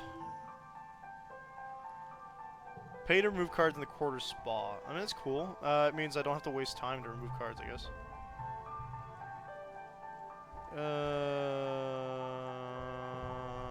We're like, what, at 36? No, actually, give me... Yeah, I was exactly on the dot. Okay. Hey, Dice, what's up? It's pouring rain, everyone's trying to stay dry under the grass roof palapas, except Dice, off in the distance, over at the wall near the sports ball field. He's definitely skulking. Just ignore him. I don't know if I can sneak on him. I don't want to tell people to get him in trouble. It's gonna make me mad. Make him mad. I guess one more empathy. We'll use the popular trait here. Oh, it doesn't really do anything. Never mind. Little Nougat is absolutely fearless for a 4-year-old. She speaks bravely to adults and hates being patronized by anyone. It's usually endearing, but Tammy has been trying to get her to put her toys away for a afternoon quiet time, and Nougat is not having it. You can't make me, Nougat shouts for the 3rd time. First I can't play in 0G, then I can't play with the nano printer. No, no, no. I'm gonna run away and live in the jungle and play all day. Nobody tells me what to do. Rebel! Rebel! Tammy looks at you for help. Want to give this a try? You explain to Nougat that she can't play in 0G because we aren't in space anymore. She's too young to use the nano printer, especially after she filled the entire room with rubber ducks that time. Nougat is, as usual, not having it. No, no, no! Nougat shoves you out of the way and begins running around like a tornado, knocking things off table. Spooky? Let's go with a compromise. You corner Nougat and crouch down her level to negotiate. You make a deal. She'll put away all her toys except one and play quietly instead of napping. Nobody has to live in the jungle. 3 toys, she counters. You tell her 2 is your final offer, and she shakes hands. Aw, Tammy breathes. She's been watching the whole time. She's impressed that you managed in such a gentle way. Make Tammy scared by scaring the child. Let's go. I love that we keep getting this card. And then we can kind of like... I don't know if that's going to be our best, but it is going to be okay for now. It is our best. Cool. Is that going to be 40 or 39? It's going to be 39, ain't it? Dang it! Oh! You have a terrifying familiar dream. A monster crashing through the walls, unfathomably large, every part of it wriggling and moving and searching for something. It tramples through the colony as you watch helplessly. So there was a vision at the end of the last playthrough that I'm sure means so much more than it just a vision, where you speak to one of the creatures and nobody else saw it. I'm like, in the before last year, how are you doing this to me? Time shifts to the wreckage of your home. You're picking through it, looking for something. Tears streaking down your dust-covered face as you lift heavy pieces of debris, searching. You wake up shouting, "No!" but your voice is drowned out by a deafening rumble from the skies outside. The bedroom window is covered in water? It's pouring down from the clouds. You guess this must be rain, but you've never experienced it before. There's a bright flash from outside, then another crack and rumble. Thunder. It must be a thunderstorm. It's still the early hours of the morning. You've already almost forgotten your bad dream, but you're too unsettled to go back to sleep yet. The rain beats down on the roof of your quarters, joined now and then with great peals of thunder, like the footsteps of an angry beast. Yo, let's run outside. Rebellion! Surprisingly warm outside, and the water feels nice hitting your head. Everything smells fresh and damp and wonderful. The dusty, packed ground has turned to squelchy mud between your toes. Because it's wet season, baby. You don't go too far from the door to your quarters, but it's exciting to be outside in the dark, watching dramatic streaks of lightning arc down to the hills behind the colony. We're in mid-wet. Hey, Tammy! Tammy's sitting on a little stool in the sun, reading a fairy tale picture book on her hollow palm. She sighs. You okay? I'm okay, she hesitates. It's just that, look at all the pictures of the princes and princesses. The princes are always the taller one, but I'm so big. I'm even taller than Cal. How can he be my prince if I'm bigger than him? It's true. Tammy is the tallest kid you know. Taller than the boys, even Cal, who is a year older. You know she and Cal are close friends, but you've never thought of him as a prince before. Yo, let's go. Hit her with the flirt. We're so baby! How are we flirting at this age? That's really nice, Selena say. Tammy smiles. Then she looks suddenly startled. Oh, you mean like that? Do you mean like that? Yo, Vertumna has to have some kind of hive mind. You tell her she's beautiful exactly the way she is, and you wouldn't change a thing. She blushes, embarrassed and unable to think of what else to do. She goes back to flipping through the pages of her book, smiling now. Got her! At 11-year-old flirting. 11? We're 10, actually. What are we at, 40 yet? No, we still have the one left. Okay. Dang it. You wage an endless war against certain aromas in the creche. I don't know why that's... No matter how much you clean and disinfect, there's always the faint smell of glue, dirty papers, and grungy kid bodies. You're so used to it that the days when you make popcorn or fold a fresh pile of clean laundry are like a tiny vacation. What are we waiting for? +3 during those challenges. Okay, we'll try this, and we'll see. This gives us 17. This gives us 20. Oh yeah, it only buffs those. Okay, yeah, we're gonna go with this. 20 is the...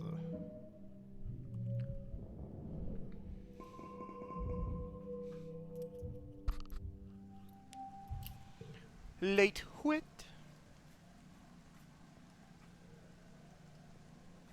Oh, we got our empathy now. Let's go random act of kindness. Empathy extra. Asking an adult. I want to do something nice for Mars, Tammy says, fiddling with the hem of her dress, but I don't know what. She just nanoprints whatever she needs. She snaps her fingers. I know, why don't we ask Antecedent to help us put on a spa day for her? Antecedent has a whole cabinet of nice-smelling lotions, soaps, and scented candles. She lets you choose a few of each and reserves one of the private lounge ante-rooms for you. Sure, Mars can buy her own lotions, but what she can't buy is the loving servitude of her friends. You help Tammy primp and pamper Mars. She's surprised and a little humbled by the attention and gives you both a genuine hug and thanks. Tammy has good instincts. She always knows what people secretly need, and Mars needed to have something nice given to her instead of having to demand it. Yo, free empathy points. Let's go. No, we won't be able to do the next one just yet. Let's see if we can talk to other people. Let's double check everybody around here. We need bravery. Eat the worm, Dees. That's biology. I know it's toughness for our friend over there, and that is... Oh, let's study with her. You and Tangent sync your holopalms and play a game together where you race to assemble chemical compounds using a simple programming language. Tangent is a whiz at it and breezes through the levels, barely breaking a sweat. You can tell she's hiding a smile when she looks over your shoulder to help you with a particularly tricky algorithm. Thank you! Now we would need to increase reasoning once again to do the study together bit, but I don't really mind that. We're going to keep working on empathy, I think. But I think we might want to take a break and go take a class to not piss off our parents. yeah, also creativity is a pretty good. No, let's go with that. You learn that the language you speak, Esperanto. Yes.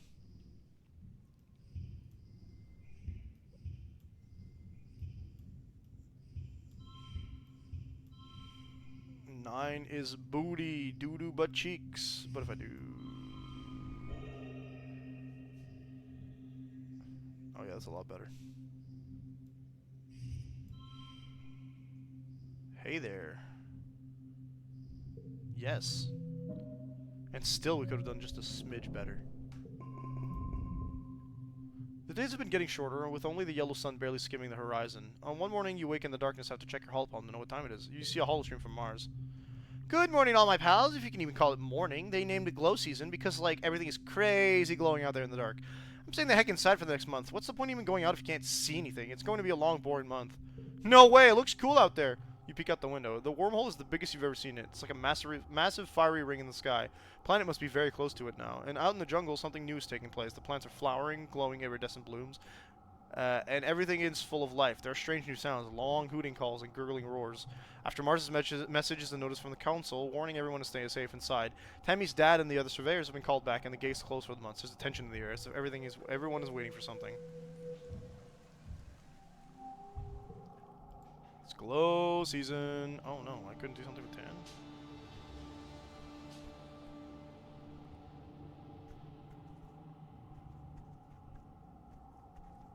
Is Tangent staying inside? This guy right here. Oh, you can actually go outside during glow season? That's kind of whack.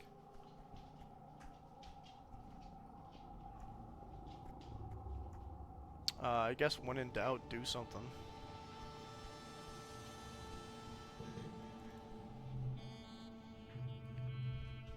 I think I want to relax because I don't like having like a ton of stress for like this section.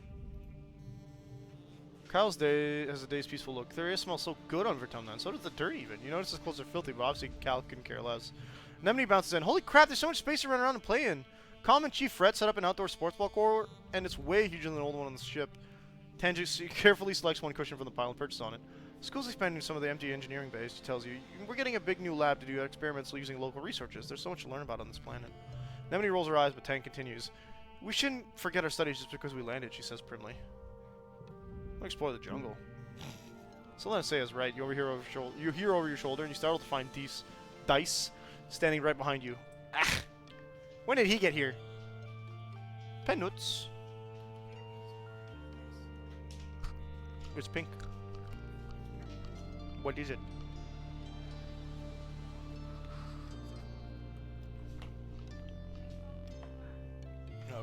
Okay.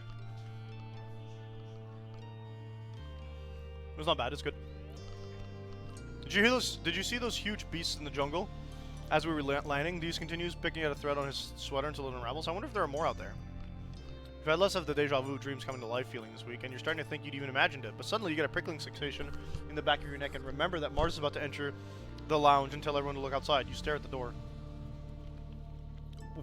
Mars walks through it as if on cue. OMG! Everybody, look outside. They're hoisting a flag over command. She says, clapping her hands excitedly. You know what that means, right? She stands with stands tall with her hands on her hips. Vertumna is officially humanity's first exocolony ever!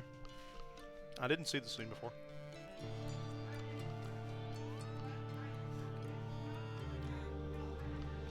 You look out at the flag, feeling dizzy, and silently mouth the words along to what she says next. You remember this moment so well.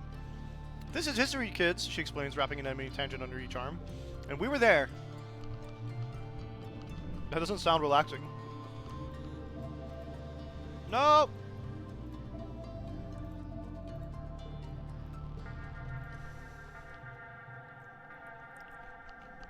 The endless dark of glow season must be getting to you. All week you've been having nightmares. Something is coming, something bad is about to happen.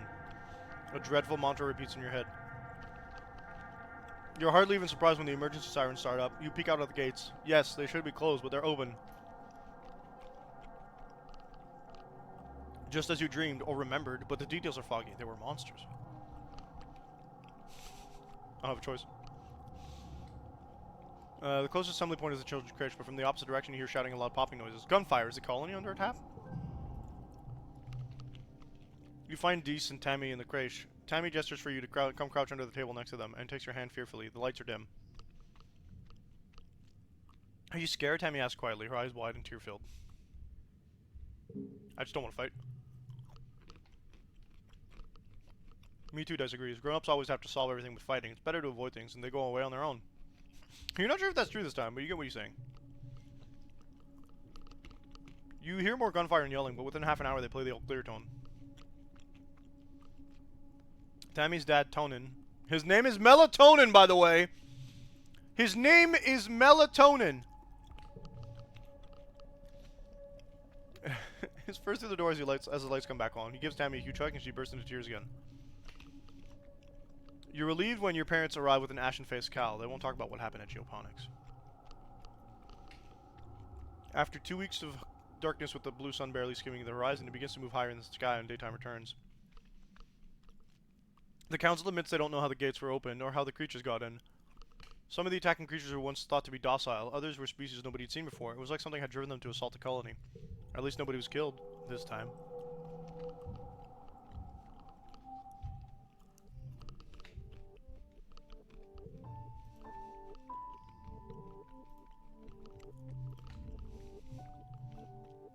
Tammy is crying, trying to hide it, wiping her tears and blowing snot to her seat.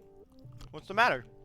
I watched that scary movie last night in the lounge. You remember it? Mothra vs. Godzilla, the 2085 remake version.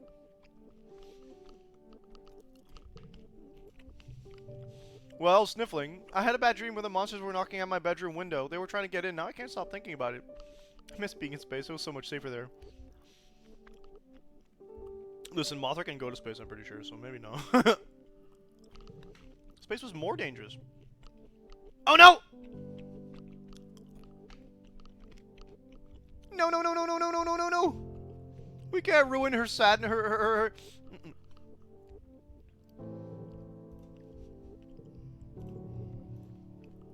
I refuse.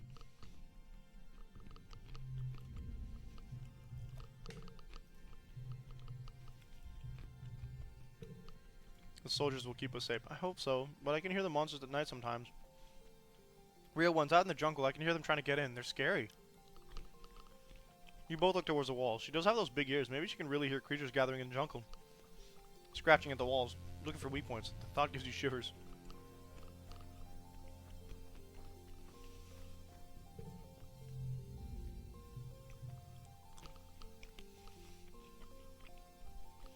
Tangent is watching a construction crew build scaffolding for the new engineering pavilion. They're using mushwood, which is so light one person can easily lift a 10-meter pole. She points toward them. Human beings are so great, don't you think? Before we landed, this was all just dirty jungle. Now it's civilization. I don't... I've been learning about adaptability in writing in biology class. The book says it's what sets us apart from the animals. Like, we don't need fur because we have warm clothes, and if it's too hot, we can make air conditioners instead. Also, we can sweat.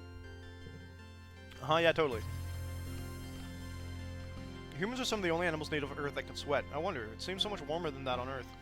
Here than on Earth. Have the animals here developed the capacity to sweat? Or have they adapted to the heat in some other way?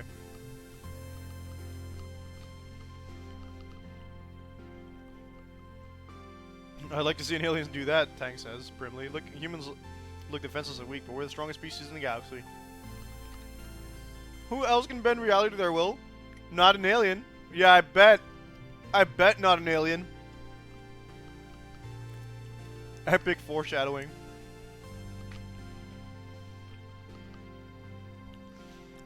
I'm living proof that humanity is greater than our biology, says. All of us are really, with our genetic enhancements. We're the next step in humanity's evolution from the great ape to galactic superspecies. Don't be a weird, like, human supremacist, okay? Leave this planet alone.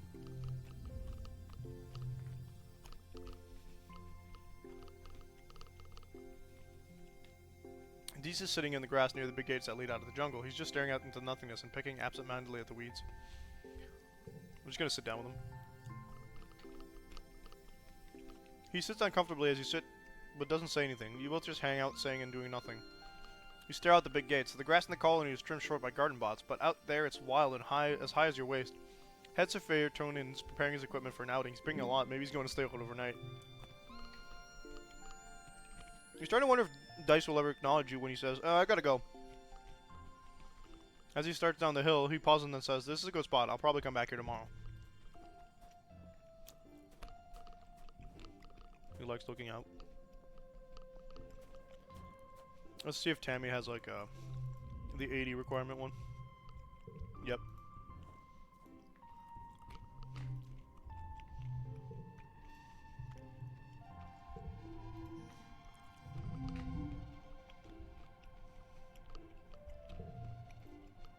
Yeah, last one gets a +1.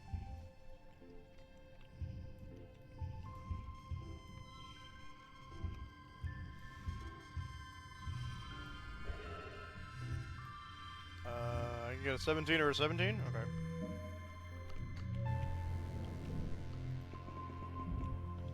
So much has happened in the last month since the monster attacked on Glow. The idea of the planet, the idea of this planet as a peaceful utopia has been shattered. The security squads are training new members and keeping close close watch on the gates now. They're reinforcing the walls and even installing a few robotic turrets. In class, you have drills on what to do if the colony is attacked again. And all the excitement you forgot was your birthday. Your parents haven't. Oh, one collectible in this. Okay. I did notice the egg and sometimes the crystals, so. Yeah, okay. Your parents haven't forgotten. They wake you up early with enthusiastic shouts of surprise! Over time in years, only a little longer than a year on Earth, so you've taken up its calendars for birthdays. Yours is the second month of quiet. Sparks snow drifts slowly past your window as you snuggle with your dad. Your mom climbs up too and sits on the edge of your bed. Yeah, baba fruit!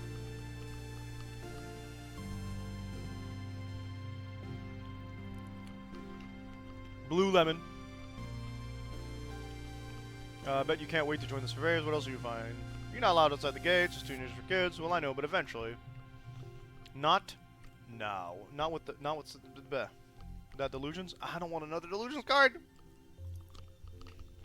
You know about the monsters.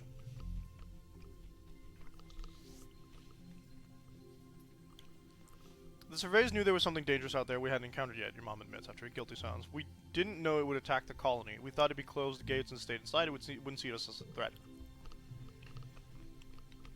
We didn't want to scare everyone. Your dad. It was just a precaution. Even still, your mom says, it's clear that everyone should know how to defend themselves if it happens again. This includes knowing how to when to run away.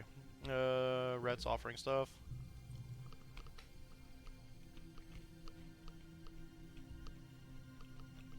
A chip in your ear. Oh no. Probably not that dangerous. If these does it, can't be that dangerous, yeah.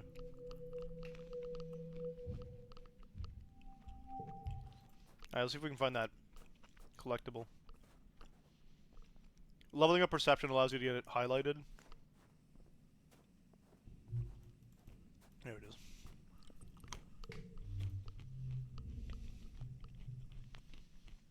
Tammy beams when she sees you, like there's nothing better in the world than the sight of your face. Happy birthday, Solenasea! She comes in for a huge hug. She smells so nice, like vanilla and flowers, and she's really good at hugs. This is for you. Cake!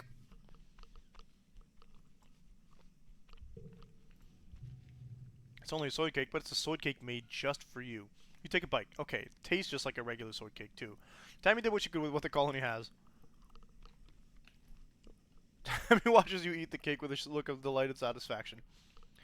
You can share it if you want, she hints, smiling sweetly if that would make you happy. Duh! I'm just kidding. I made my own Silly Billy. She pulls out another box. Big brain, Tammy.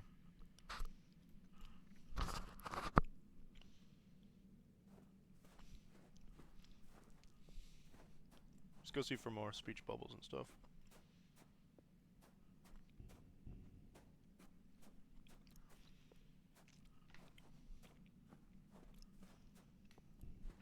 It's a bunch of seasoning on my fingers. You already know we're babysitting, come on. The stomach bug is going through the crash right now, and everyone is absolutely miserable. You and Tammy have both missed the worst of it, but antecedent and the majority of the kids are taking it pretty rough.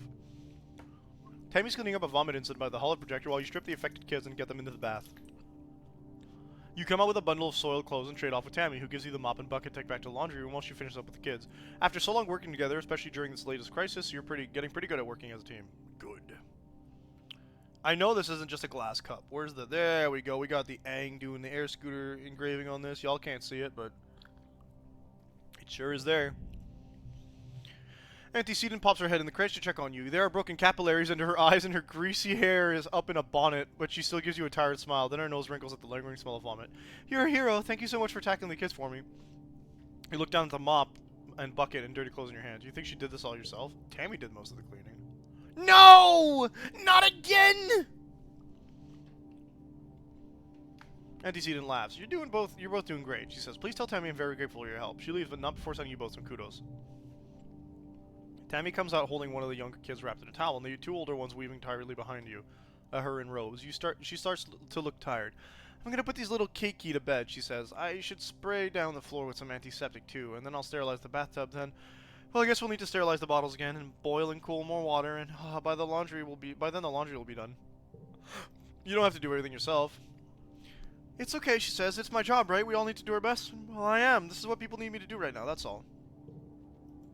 Make sure you take care of yourself. Oh, Selena say as she laughs. Don't worry, I do. Just not when someone needs me. She takes the kids into the choir.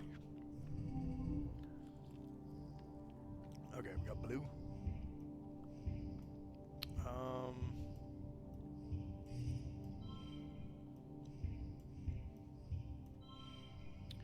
We're not getting a straight out of that, but if I do this... Hang on, what was my point total here? 13?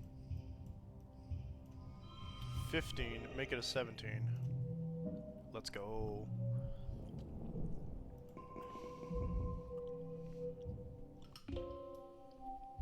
Welcome to Late Quiet.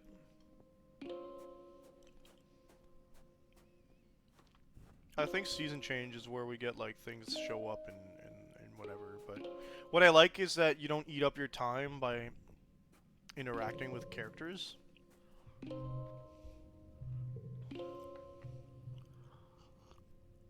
Nougat bites one of the other kids, but claims it was an accident, and their arm just got in the way of my mouth.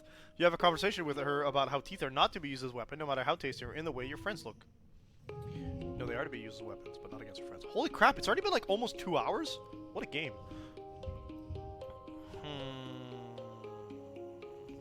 Okay, hang on, I think I got this. No, that's not a 3. If I do it like this, though.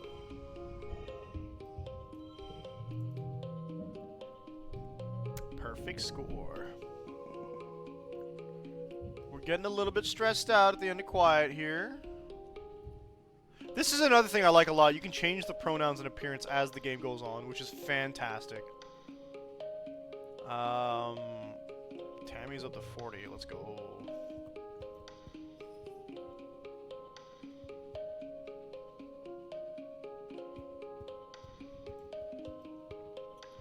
There should be that collectible. There's our father suffering from pollen sickness.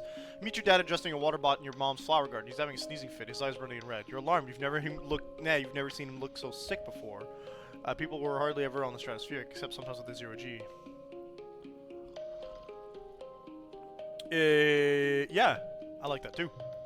Not to worry, yeah, you're right, I did notice that. You can read your thing, and as it goes by, it'll, like, change, like, oh, you're tough and such, and, yeah. Not to worry, my little beanstalk, he says nasally. I'll be fine. It's just his pollen making my head a little stuffy. He wipes his nose with a handkerchief and looks around. Everywhere you turn, the air is soupy and tinged with pink from all the floating pollen. On Earth, your dad tells you, we used to call this hay fever. Even though it had nothing to do with hay, your mom cuts in, carrying a large bouquet of flowers. Native flowers seem to be in full bloom this time of year. She buries her nose deep in them, and they smell fantastic. Your dad smiles kindly and agrees that they sure are beautiful, then he blows his nose loudly. I'm scared of the pollen. No! Your mom sighs. So Lenacea, life on Vertumna is going to be very hard if you let yourself be afraid of everything. Your dad cuts in. It's okay, kiddo. It's just how plants reproduce. Pollen might make your eyes itch, but you'll be fine. You want to tell them more about the bad feeling you have in your gut when you look at the pink haze, but you can't put it into words. Your dad's eyes look so sad. Maybe that's just the allergies. Hey, so Lenacea, I know the last few weeks have been very hard for you. This might be a good time to relax and stick around the quarters for me. No, I need to level up biology, I think. We're going to go level up biology. That's our next step. Sorry, empathy. We need biology. It would be life sciences? Yep. Good afternoon, my burgeoning biologists and up-and-coming chemists. Professor Hal welcomes you back to the old classroom. This afternoon we'll learn what to call the wet sciences. He gestures to his holo-projected lesson plan. Biology, chemistry, medicine, ecology, and geology. No, geology is pretty dry, isn't it? You'll learn a little bit of everything, with opportunities for further study in your favorite field. I give you a 6. No, I might put that there, and we can put that here. No, that's unchangeable. I'm a fool. I am foolish. One extra card when drawn? Sure. This is brain science.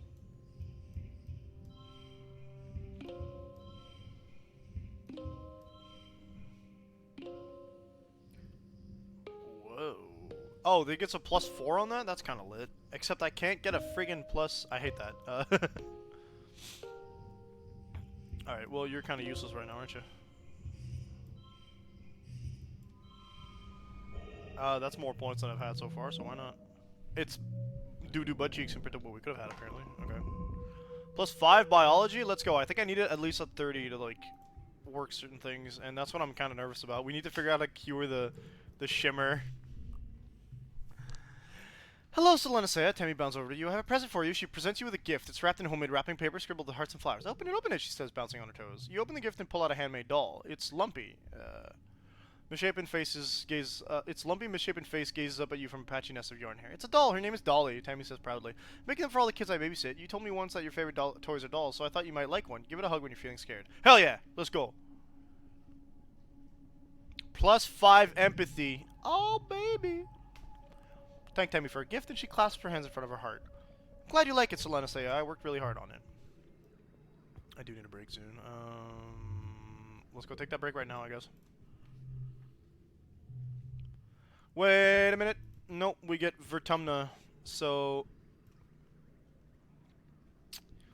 really didn't level up my creativity that much, but hey.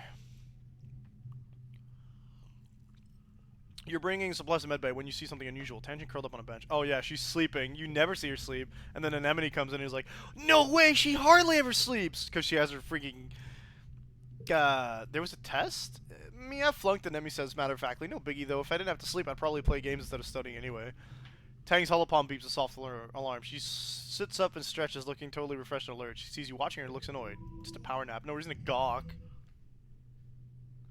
Took me a couple runs to cure the shimmer, but at least you've done it. Once you've done it once, you remember in the future runs. I wonder how high I need, because I know you need to do... Tangent lets you work on it a little bit. Right? Ideally, that's more like a this.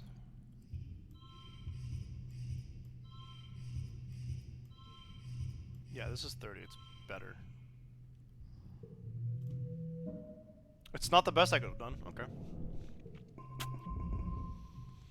Finish breaking the common breakfast in the common area, and Mars band starts in. Look at you eating cereal, she says, turning her nose up at you. I bet you don't even know what day today is. Valentine's Day, baby! No, you don't. Wait, what did you say? Well, anyway. Today, she announces to the room, is St. Valentine's Day. Decent Tammy wander over to hear more. Back on Earth, Mars explains, it was a day where everybody had to give their best friend a gift, especially sweets. And then you put the sweets under your pillow, and it makes you dream about who you're going to marry. And there are decorations of hearts and arrows. And pigs! Why pigs? Tammy asks. Before Mars can answer, Dee snorts. This is dumb. Marspan just made it up to get free candy. He rolls his eyes and walks away. As he leaves, Mars shouts back at him, well, nobody was going to pick you anyway, you stink. You stink. I know who my best friend will be. Oh, really? Who could it be? I'm going to tell all the other kids about it. So you go around and find your best friend and give them a gift. Points a finger at you. Make sure you do it by the end of the day. It doesn't count. If too many people want to be my best friend, I'll hold tryouts for the position.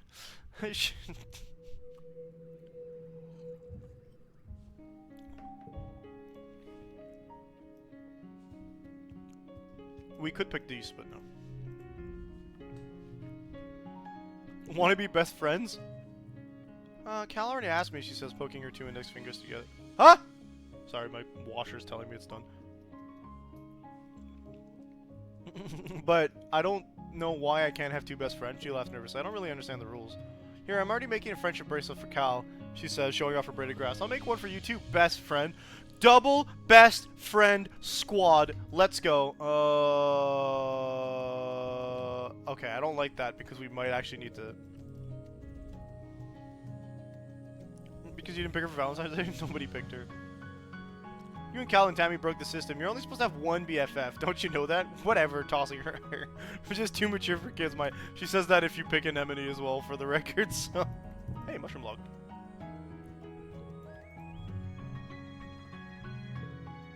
I can't do anything but relax anyway. I guess we'll pick Tangent. Tangent's quietly reading her holopon plot down beside her, ask what she's reading. Multicellular biology. She says, frowning at the interruption. If she sits down sitting near me, you could at least do it quietly. Yeah, reasoning, no problem. You open up your holopad and find a textbook of old Earth poetry to read. It's never a bad idea to do a little independent study. Though she's a little prickly, you can tell Tang appreciates the company. Oh, jeez, all these zeros. I don't think I want to keep them. I don't want to get rid of them yet, because I find that... Did we not have Vertumnal? Did we not have the festival? I thought that was in... Huh?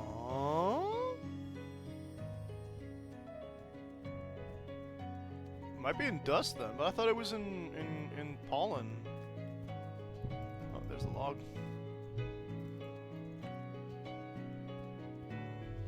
Ah, okay, I'm just silly. Gotcha. Life Sciences. For today's lessons, we'll start with a fun group project. You'll be studying the mush tree, a prominent natural resource native to Vertumna. In the ideal conditions, it could grow at the speed of over 1 meter a day and have a diameter of up to 30 centimeters. He stands on his tiptoes and gestures to illustrate. Your team will experiment to find those ideal conditions. You're teamed up with Tang and Cal and are given a mush tree spore and a bucket to grow it in. The rest is up to you. Everything's fungal on this planet. Spooky! The Tang looks up Surveyor's nose on the holonet. Mush trees, she reads, are most abundant south of the colony in the stormy, moist regions of the subaqueous swamp. What if we use water instead of soil, Cal suggests, like they do with hydroponics? If they like wet weather, that might work. So, Selena, say, do you have any suggestions? Not electricity. Singing it? Yeah, maybe. Tang protests, saying talking and singing to plants is foolish and unscientific. But Professor Hal reminds you that we don't know everything about Vertumnan plants yet, and nobody has proved it doesn't work on mush trees. He gives you his blessing. Got him! Every day you rush into the classroom to check on his progress. You and Cal sing quietly to it. Tang flatly refuses to join in. By midweek, it has sprouted, and if you look very closely, you think you can actually see it's growing while you watch. By the end of the week, yours is one of the biggest mush trees in the class. But one other group also tried Cal's water idea, and theirs is the same height as yours. How'd they do that without singing? It wasn't the singing, homie. Alright, if I do this, then I hit him with this, then we do that, bada bing, bada boom, but the problem is I don't have a 3 or a 4 either, so... And that gives me more, because wild cards! Wow, okay, I thought I did pretty good, but I guess not. There we go. It's time once more for Vertumnalia. The mood of the colony has been muted this year, ever since the attack on Glow. Though everything is still cheerfully decorated and the feast table is still heavy with food, mostly soy rations, the Vertumnalia just feels different in ways you can't describe. Colonists gather in the square for Governor Udicott's speech.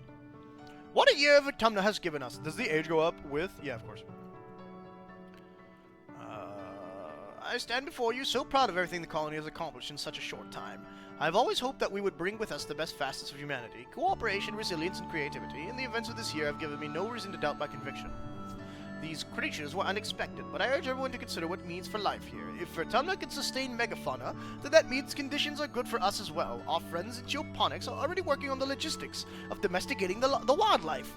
Your dad, a second cultivator, stands and gives a sheepish wave to the crowd. There is a smattering of applause. Mars elbows you. Hey, she whispers. Do you hear? My dad says Udicott's gonna announce the depot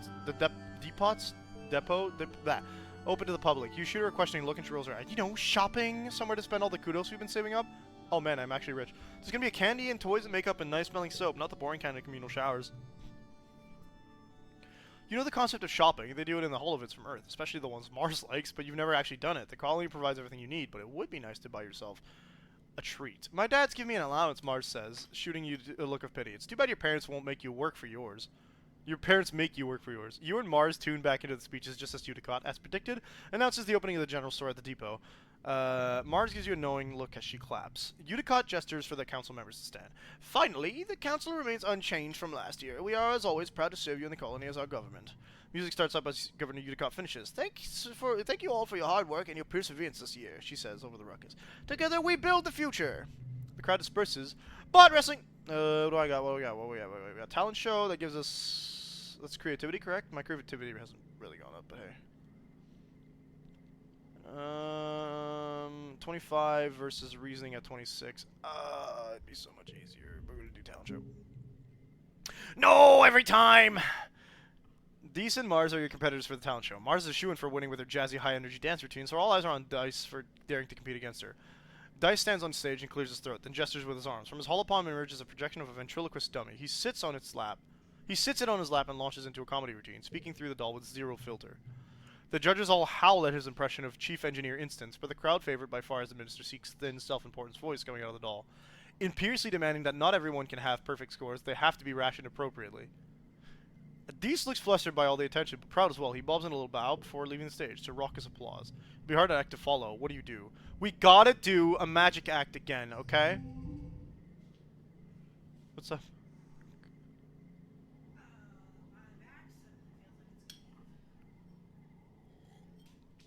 Then take a seat without Chris Hansen. You get a 7. I hate that though. Almost 3.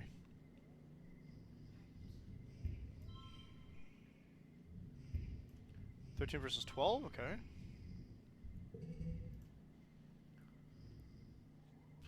This counts.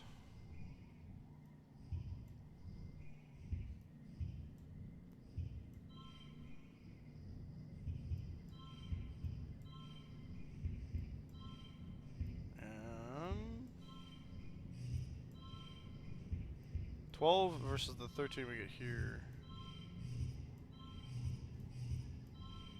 Oh yeah, that was 13. The thing is, I am not confident in getting like a 20. So what if I mean, it's technically a little better.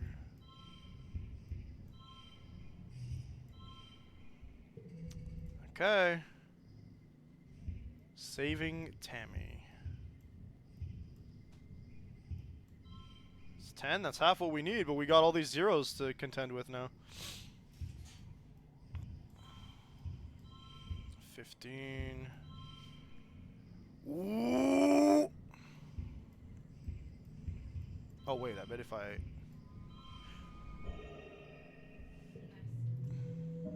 Still, we could have gotten 1 more point. Well, you're not supposed to scritch. I know. I accidentally scratched once, and even then I really got 9 points. Everyone is amazed by your magic act, especially the one where you pretended to cut one of the judges in half. You win as voted by audience applause. I bet I cut Seek in half because they're just very, like... need to smile a bit more. Dice just shrugs and smiles. He didn't mean to win anyways. There's no hard feelings. Mars, on the other hand, is livid. I worked on my routine for months, she cries and refuses to shake her hand. 50 stress. After the festivities are over, everyone takes time off for a much-needed break. Marius organizes a water fight that takes over the whole colony, even the adults. Brightens up everyone's spirit, even in the thick heat of dusk. Dust? Not dusk. You end up on the top of the western wall with Dice, launching water-filled poof shrooms down on an unsuspecting anemone in the sports ball court below.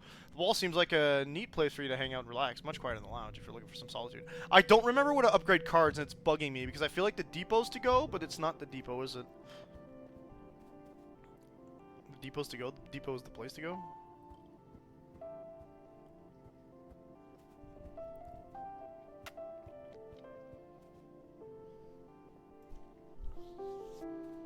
You big man. Okay, I gotta level up my creativity though. Yeah, what's up? Why do you keep pestering me? Hey, why are you mean? We're not friends. Wow, rude. We are friends. Look, it says right here, 1 heart, friendship. Augment is literally reduced sleep. Don't know what his augment is. You or augment is probably being sneaky. Everybody else doesn't have any info you could get. Life sciences. Classmates, recreate the famous accident that led to the development of penicillin when Dr. Alexander Fleming accidentally contaminated his petri dishes and the mold inhibited bacterial growth.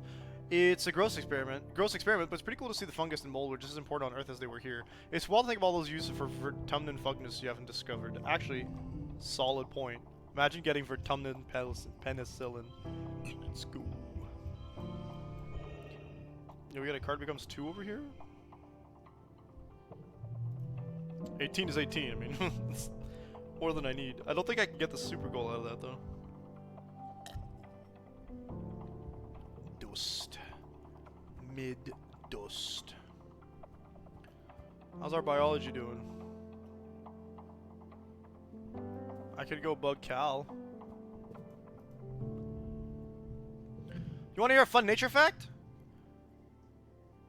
Hopeyes have 1 foot and 2 tail forks and 3 stomachs and 4 eyes. Even if you see 5 of them together, that's lucky, Cal laughs, finishing the mnemonic with you. Oh, sweet. Wait, how did they find out that Hopeyes have 3 stomachs? I don't want to know. You open it up, buddy. You're lucky for Cal. It's lucky for Cal in the garden when you nearly trip over. Lucky for Cal when you and they're blindfold. Hey, the victim exclaims, ripping the blindfold off and throwing it on the ground. I was almost done. Right, this is like a game they're playing. They didn't know we were playing a game. I want to teach them how to play, and then it's just. Cal turns to you as seriously. Sorry, Solana, he says sheepishly. I was teaching you Cyrus a new game, but he's more like Anemone than I thought. Real competitive, you know. He stoops to pick up the blindfold, brushing off the dirt. I've been trying to come up with different games other than sports ball, he says. No winners or losers, just want to have fun with my friends. You want to learn how to play? Yes. Smiles like it's going to stretch right off his face. Radical, he shouts, jumping up and down with excitement. First, put on this blindfold. Blindfold's a little scratchy and smells like dirt. You can feel Cal's big hands on your shoulders. I'm going to spin you around, and when I say go, you got to listen to my instructions. We're going to walk all the way to the cafeteria, okay? You nod. You can't see Cal's grin, but you can hear it in his voice as he spins you around and counts to 10. 1, 2, 3. First, you got to walk forwards 10 steps. Sure. You make 10 steps straight forward. Get it right. It requires empathy. Okay, we're going to be set for that. Turn your right and take 15 steps until you get to the door. You're smaller than me, so take 2 more steps. I remember that. Awesome. The door button on the right and then walking forward until I say so. Go real slowly. Last time I didn't have the empathy necessary to click this, so he says it's Turbo Rocky, be careful. You trust him. Slowly creep down the slope to the center of the colony, somehow managing not to bump into anything. Cal cheers. Okay, now turn a little to your right and keep walking straight. We're so close. You carefully pick your way forward, stopping when you hear Mars's unmistakable voice ring across the courtyard. What are you nullheads doing? Cal tells her you're playing a game. No, not the bravery! How could you do this to me, game? Is that a real game? It looks like Selena Sayer just wandering around with a scarf over their eyes. Aren't you a little old for this? Maybe she's right. Embarrassment burns in your belly as you tear off the blindfold, blinking away tears in the sudden brightness. You can see Mars looking down her nose at you. Why are you ruining things, Mars? Mars sneers, tossing her braids over her shoulders. I thought you were cooler, Selena Sayer. Let me know when you're ready to play adult games. You're not sure what she meant by that. Is that like a sex thing? No, you're too young. Don't talk to me like this. You become aware of Cal standing behind you. Sorry, Selena Sayer, he says quietly. I guess it is kind of a silly game. You ask if he wants to get some potato juice from the cafeteria instead. You spend the afternoon brainstorming ideas for more games with no winners or losers. I'm mad! I guess you want to boost all these to get that because I feel like that event was going places, you know what I'm saying? Why'd you do this to me, Mars, huh? Why'd you make Cal sad? Why are you so mean? Yeah, I know, we're not friends. Why are you so mean? 80, oh, okay. I still gotta do more biology. Learning about predators and prey. Professor Hal brings up a picture of a Hopeye on the hall projector and asks, "Tell me what special thing Hopeyes do when they see a predator?" Tang's hand shoots up away. They hop away very quickly. That's why they're called a Hopeye. That's true, but that's not what I was getting at. Tang's Tamers looks upset, like she can't believe she got something wrong. Anyone else? Still to say it? They fly away? That's debatable. I mean, new card, let's go. You stammer after being put on the spot and say the first thing that comes to mind. That might work, but Hopeyes don't have wings. He gestures to the picture of one right in front of you on the holo projector. You feel pretty dumb. They thump their feet to warn other Hopeyes in the area. Then they hop away very quickly.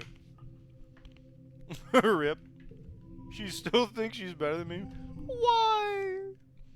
You didn't get it right either.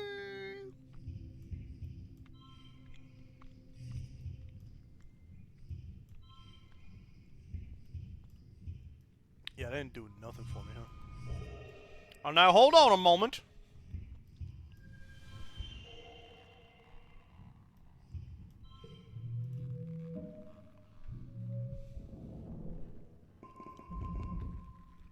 Yeah, biology.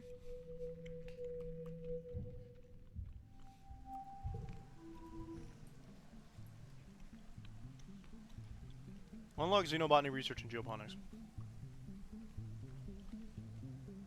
Wait, I want that. I need that, actually.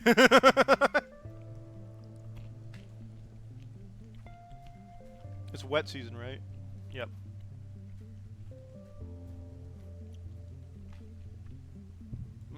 There's that.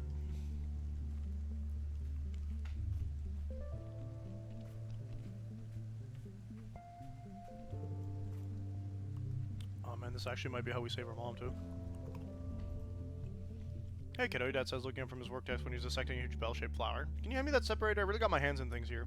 Hand him the tool, which he uses to wedge open some sort of weird stoma-looking opening inside the bell. Gooey purple nectar oozes out and pulls on the desk. Whoa! I thought I trained this little beauty. I trained this little beauty. Can you get a towel, I guess? Flower juice? Yuck, it's sticky and smells like rotting vegetables. When you're done, he looks at you with pride. You know, I've been thinking of getting one of you kids to come help me out with researching the native plants, he says. Think you might be able to break off some time to help your old man in the lab? I know you've been studying biology. It's not as glamorous as gene tech research with instance, but it is important. Let me talk to your mom about it tonight before you go telling her. She's not a fan of alien plants, you know. If it were up to you, we'd fill these greenhouses with herb plants and nothing else, but there's gotta be more on this planet that we can cultivate. If you find any cool plants while you're exploring, bring them here and we can take a good look at them.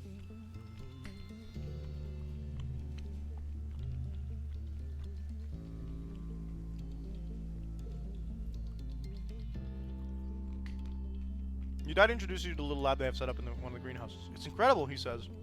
We're surrounded by alien flora and we know practically nothing about it. What's edible, what's medicine, what can we make fibers with or build with or use in ways we haven't thought of yet? You and me, we're gonna find out, my little potato. And here's where you'll be working. The bench is buried under samples and beakers and weird-looking alien sprouts. More than just a simple table. The analysis bench is covered with buttons and little holes you can put things into. There's no on switch. Yep, you looked everywhere. Go ahead and mess around, your dad encourages you. You won't break anything. Press buttons at random. Yo, yo, yo, kiddo! It's Congress. The friendly ship's computer beams at you from her hole screen set into the bench.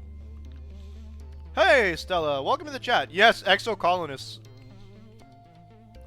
It's been suggested to me by some friends, and I am really enjoying it.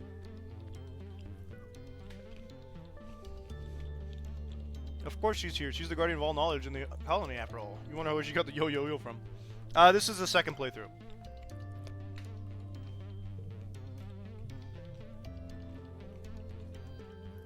Your dad laughs. Don't tell anyone, but Congress is the real brains of the operation, he confesses, though it's not like it's a secret.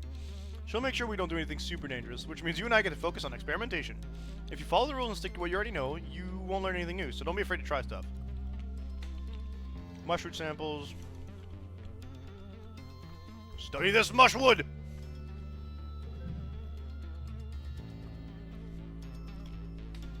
Examine the mushwood under a microscope and take notes on the cellular structure. Part of the reason it needs to be harvested in wet is because the cells get so saturated they lose structural integrity and turn to, well, mush during glow. Well, go back up.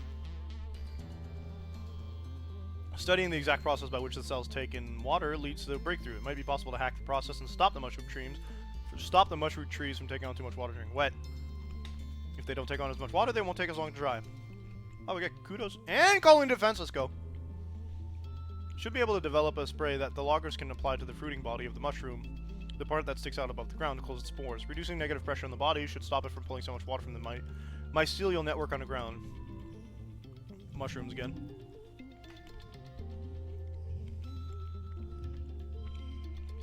That's debatable.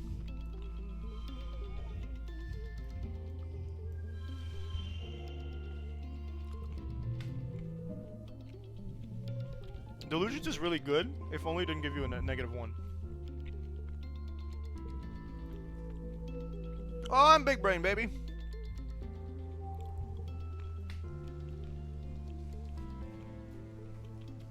And at 40, I get to go give him a fun animal fact.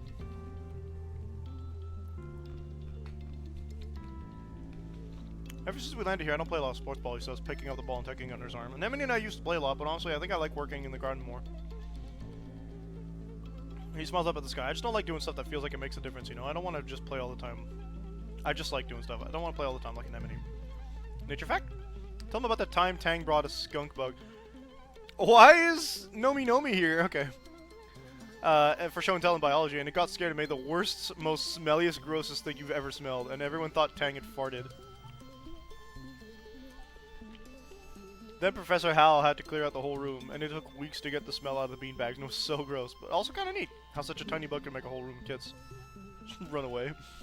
I remember that, Celeste, except the way I heard it wasn't Tang, it was you! Oh, No, he blew us out, he blew our cover.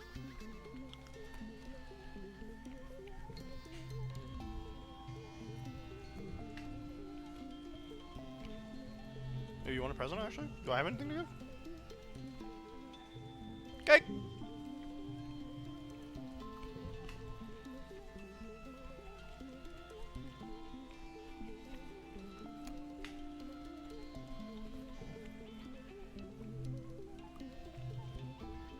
I have to save my father.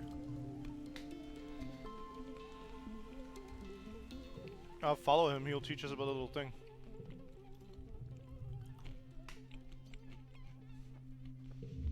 Is that socks?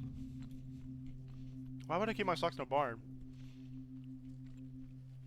Whatever Cal is going to say next is interrupted by a chirping noise from the box. Cal, where, huh? Inside the box, a pink caterpillar, a creature about the length of your arm, blinking up at you with multifaceted eyes. Its mouth parts wave at you, and yeah, it hatched. I told you it was socks. Cal puts the small creature on his shoulder. He touches one of its 6 feet wet-capped feet. Yep. I guess I'll call it socks. Same here. Do you remember Ms. Manners, the mouse? Yeah, we do. I think she'll be okay if I keep her in a broken storage box.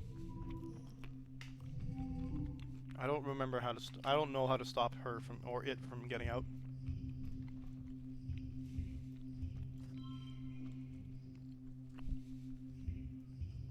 I don't have any gems anywhere.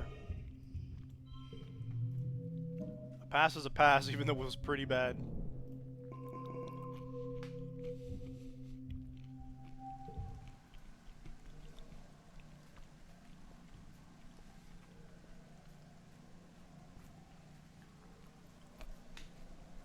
We got glow season coming up. Bad times happening.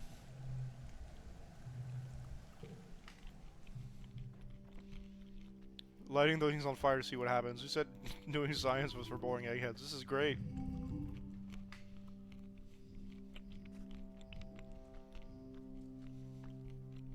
That's cool.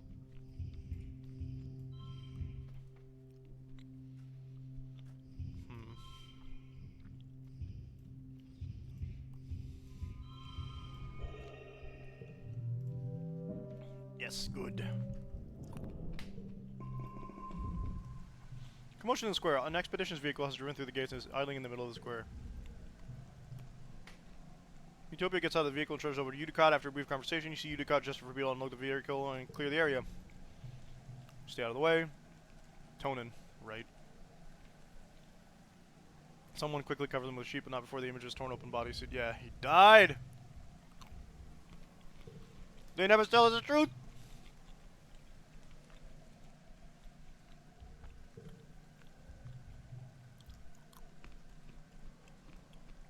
Deez just wants to know. You watch Utopia bend over to get a hug from Uticott. Because never been the most comforting person in your life, yeah. Just in time for glow, baby!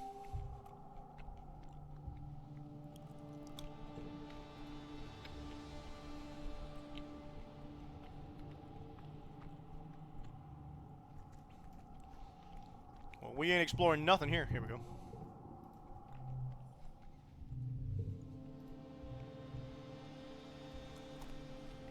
Geoponics domes are accompanying beacon of light during glow while everyone else is throwing off an unsettling alien light.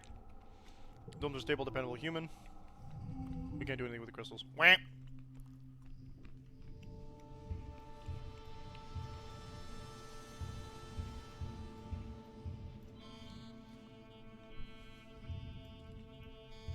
Okay, ideally we'd want to do something along the lines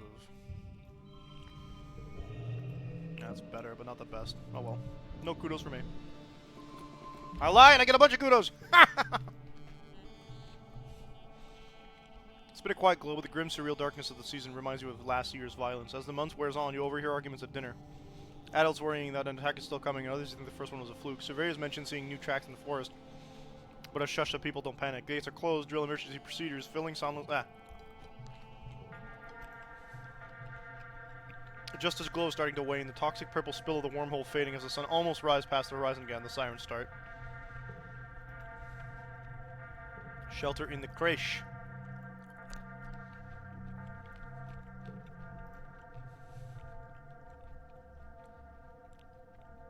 What happens in engineering? You don't know what compels you to go to engineering. It's nowhere near the walls, and the corridors are quiet as you approach. Oh yeah, we can save Hal! You burst into the classroom to find Professor Hal cornered by a small chittering thing. It's moving too fast to tell what it is. Every time Hal tries to get around it to flee, it climbs up the walls, keeps jumping at him. He's fending it off with the tablet, but he's getting tired as you watch the thing leaps at his throat and tears a chunk out of him. No, we didn't get here fast enough!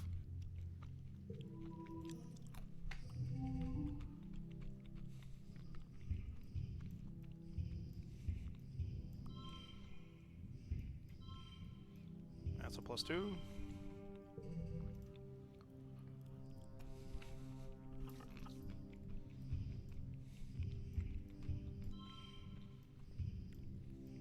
Versus 12. Oh no, don't tell me we got disconnected from chat again. Gosh darn it, Twitch.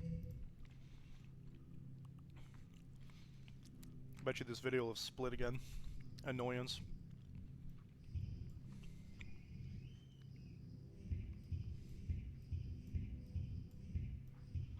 What an awful hand.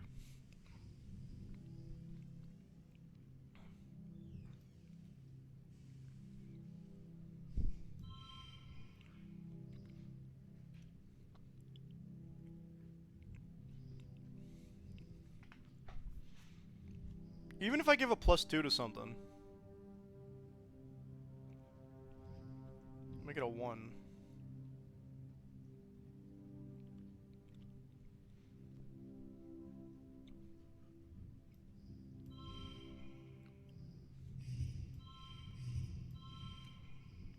This is a trash hand, man. Okay. This is so much better. Okay, thank God. That was a booty hand, like legitimate butt. Yuck. It's impossible to hit the thing. It's so fast, like a smear at the edge of your vision. What you do manage to do, though, is lure it outside the classroom and get Congruence to slam the doors shut. You hear it beating against the doors as you run to Hal's side. Congruence guides you through how to hold pressure to Hal's throat to stop the bleeding, but stars, there's blood everywhere. Eventually, the doors open and Chief Engineer Instance runs in, directing some of the security team to load Hal into a stretcher and take him into medbay. There's no sign of the creature. She surveys the carnage. Good work, Solenseia, she says grimly. You might have just saved Hal's life. Her shoulders droop. They must have crawled over the walls, buggers. You return to the quarters. Your parents are horrified to see you covered in blood, relieved when you say it's not yours, then horrified all over again when you tell them about Professor Hal. Your dad checks his holopalm and tells you that they got him to medbay quickly enough that his injury should heal in a few weeks. You saved his life. Yeah, no kidding. Like, thank God I had the cluster.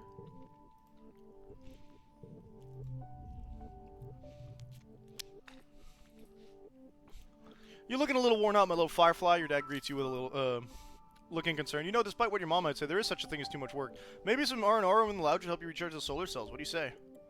I'll sleep when I'm dead! Maybe No! Your dad throws his arms wide. Well, get in there, Tiger Butter. After a long hug, you feel a little better. Dad gives you incredible hugs. Yeah, good, cool.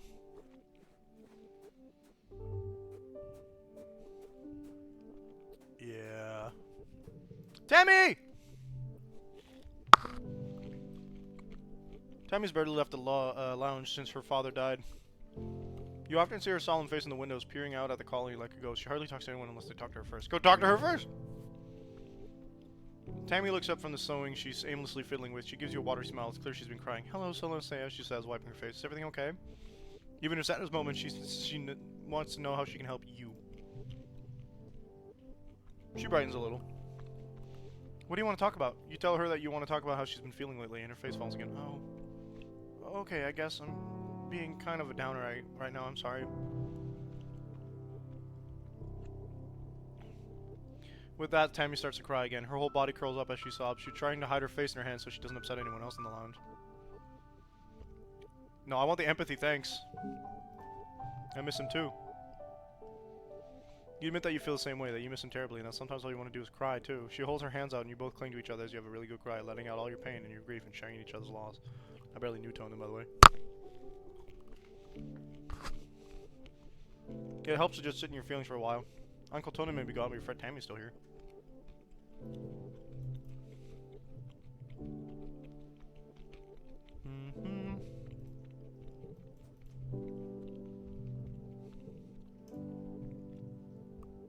I bet the spa's where I wanted to go, actually.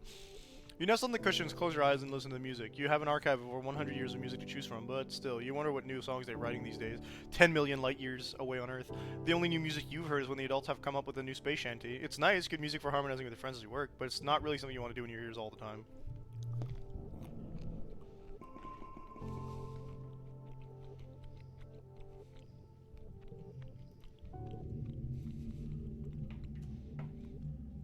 You wake up from your latest recurring dream. A monster crushing the colony gates and stampeding through the square. You try different strategies every night. This time you run away and hide from it and hid. Worked a lot better than your dreams, than the dreams where you try to fight it. When you wake up, there are tears drying on your face. It's felt real enough that for a moment, you just lie in bed with your eyes closed and try to calm your breathing. You literally rub your eyes and surprise! Oh, it's your birthday. Your dad leaps onto your bed and gives you a big cuddle. Happy birthday, little tomato head. 12 years old. Wow, can you believe it? No, your mom answers for you, laughing as she hands you presents. It was just yesterday Antecedent was showing me how to change your diaper. Do you remember where you can upgrade your cards? Because I know you can buy equipment and gifts from the shop, but I was able to upgrade some things once, and I don't remember where. So my gift.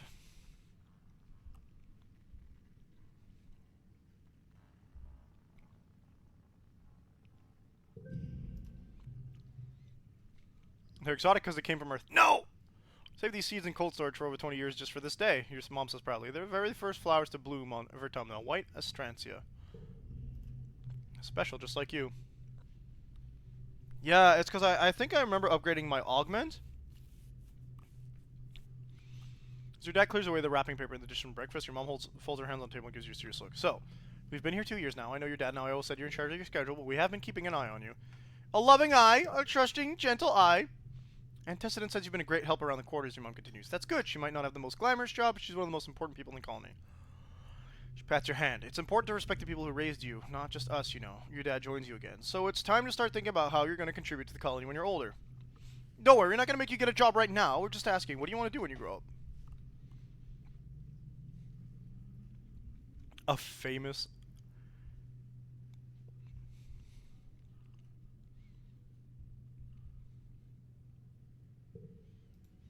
A mom with like 10 kids. You can't help but babble. Antecedent has 5 kids, but you think 10 is a better number. You've already chosen names for all of them. The oldest will be Quiescence, then Palimpsest. Good lord, these names, then Turquoise, then Salvia, or Sequester if it's a boy. Mom's eyebrows shoot up in her hairline. Really? She stammers. You don't want to be a scientist or an explorer or anything? Your dad pats her shoulder. Now, Flulu, he says. That's a very Earth attitude. By the way! I forget her full name.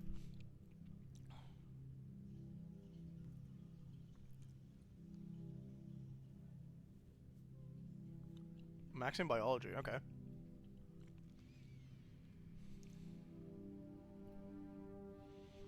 Dad pats her shoulders. That's a very Earth attitude, okay. You're right, your mom replies, and turns back to you. Having children is a very important job for a fledgling colony like ours. People who want to have children should have as many as they want. That's how we'll know we're strong. Well, your mom starts to get up. I'm sure your friends all want to wish you a happy birthday. Oh, you might not have considered a career as a depot clerk, but Al and Bernie mentioned their daughter Mars is working there, and she needs some help. Now that people can freely order luxuries, it's pretty busy there. Sure beats shoveling dirt. If you don't take that job, you tell Mars I'll be right there.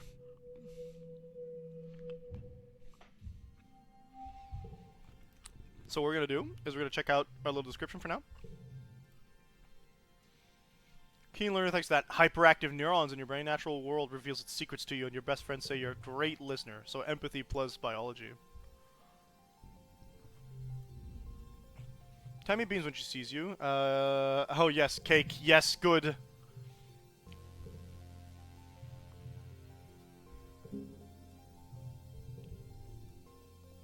Do this every year.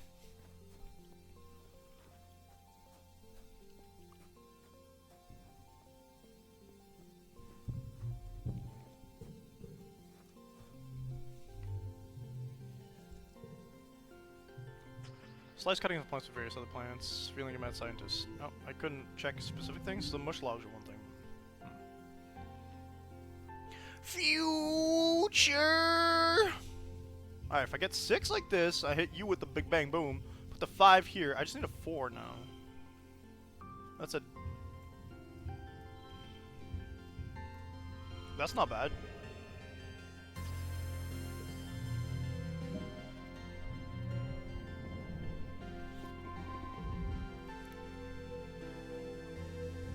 Oh, I had a 4. It was the, medicinal roots are Tang and Dee's favorite. Okay. For Tang, it makes a lot of sense. I don't know about these. But, if we get to learn things of them, let's do it. Tang is very seriously considering a large piece of paper. One of the lab assistants told me that it's impossible to fold a piece of paper in half more than 7 times, she says.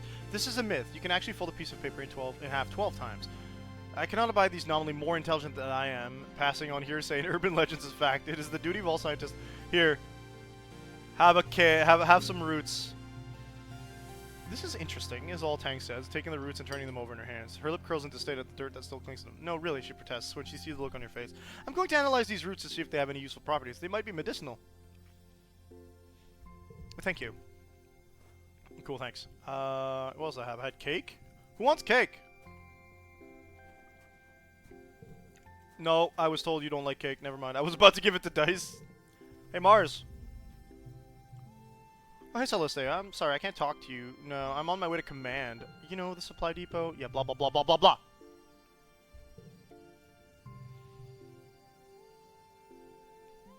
Nice try, but thanks for the compliments. Can't even help me get a job. Why didn't sucking up to her work? My dad is so uncool. Mars, do your homework. Mars, you should help out more. Mars, we're gonna cut off your allowance. As if, right? That money's mine. I earn it. No, excuse me. With a toss of her hair over her shoulder, she seems above it all entirely. Doing what? What? Do you even have to ask? My presence enlivens the Drury colony. I am their beloved daughter. They owe me. I think they've been paying for you way too much. Have some cake.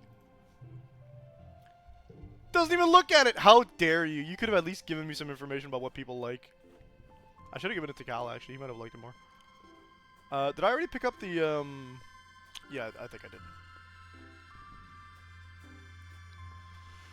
Okay, empathy. It's not bad. I just want to put more points into xenobiology right now.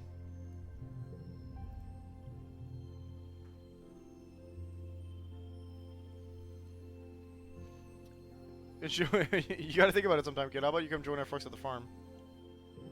Alright, fine, let's go. Ooh, she's so strong, she looks great. Come see me in geoponics. Okay, we can go farming. What does farming do? Get more cake? Good idea. I could just buy it, forgot. What are these little dudes? Oh, cool. 50 kudos. Keep between rounds. Make it blue.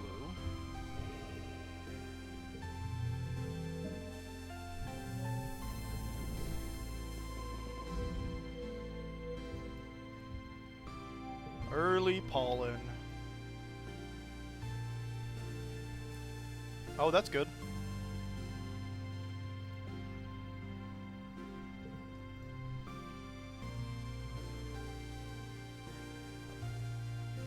Hold this to your head now, my darling. Here as you enter the garden looking for Cal. It'll help with the swelling. Cal's sitting with his mother, Auntie Tira, who kneels beside him holding an ice pack to his head. Cal's eyes are a little puffy, rubs them as and sniffs as you approach. Hello, Selenicea. Tyra grants you with a kind smile. Don't worry, recalcitrant's here. His name... I forgot what his name was. Here, just took a tumble off some... Why would you call your kid that? Oh my god. Recalcitrance. Oh. Oh. Why do you hate your child? What's your real name? Oh my god. Recalcitrance. He's everything but recalcitrant, by the way. I just want to point that out. It's very against his personality. Should have been climbing. Mom, it wasn't that bad. That sounds like something you do. I climbed it before it was fine. It was slippery from the irrigation misters. That's all. Mom always knows how to make it feel better. He says with a boyish smile. Even if I'm old enough to take care of myself. My brave boy. Thanks for humoring me. She looks over to you. Don't let him show off for you, so let him say, ground-based feats of bravery only for the rest of the day. Aww. Okay. I love the ones that end with he really loves or they really love their... Oh, there we go.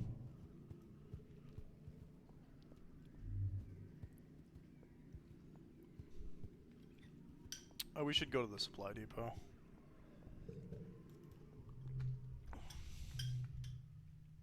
I haven't done this yet?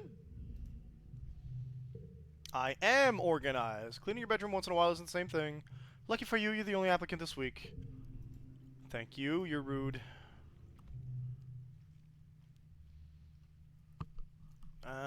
On the supply depot, thanks. Cake!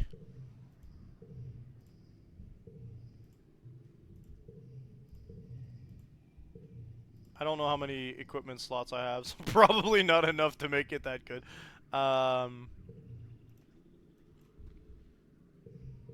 It's not, it's this, right? No? Gears over here?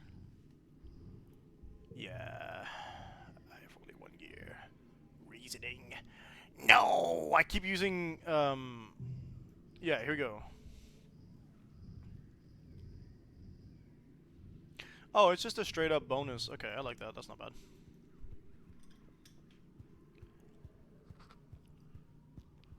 Okay, I do want more empathy. That's what the red thing has been this entire time. It's pollen. My dad's gonna like get a big like a big sneezing fit soon. Let's go work at the farm, see what that does for us. Biology, toughness. Let's go. It's a proud day for your mom. You're finally following in her footsteps. She meets you at the gate to the gardens. Hello, Sprout, she says, sounding chipper. Come on, we got a lot to cover before you be able to keep up with the rest of us. Finally, some real farming. Your mom shows you around the fields and geoponic domes. You'll mostly be working in the fields with the hardier crops, like the potatoes and the corn, as well as the native plants we've managed to cultivate. She frowns. We'll figure out how to cultivate these native plants somehow. You spend the rest of the day pulling weeds and watering plants. You dirty up to your waist by the time you're finished, but it's good, honest work. It ain't much, but it's honest work. You're proud to be able to do something that helps out the colony. Cal gives you a high five and invites you for a cool drink in the cafeteria. All their agriculturists join you. Join you. Of all the palace? Yeah, sure. Of all the places in the colony you've worked, geoponics is the most like a family. Maybe because they've always been your family, thanks to your mom and dad.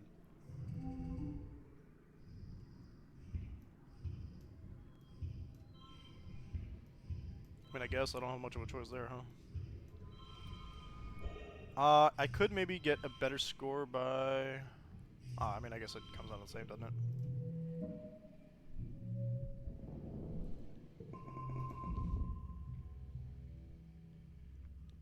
Dad comes back from work one day looking seriously under the weather. He's pale and deep circles under his eyes and keeps sneezing. It's fine. It's just all the pollen in the air. It's gugging up the old air tubes.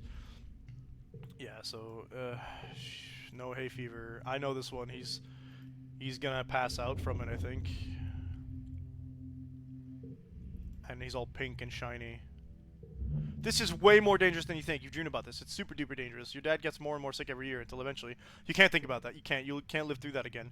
There's no need to panic, Instant says dismissively. Your dad is in excellent health otherwise. Right, you're only 12. You remember being older when he...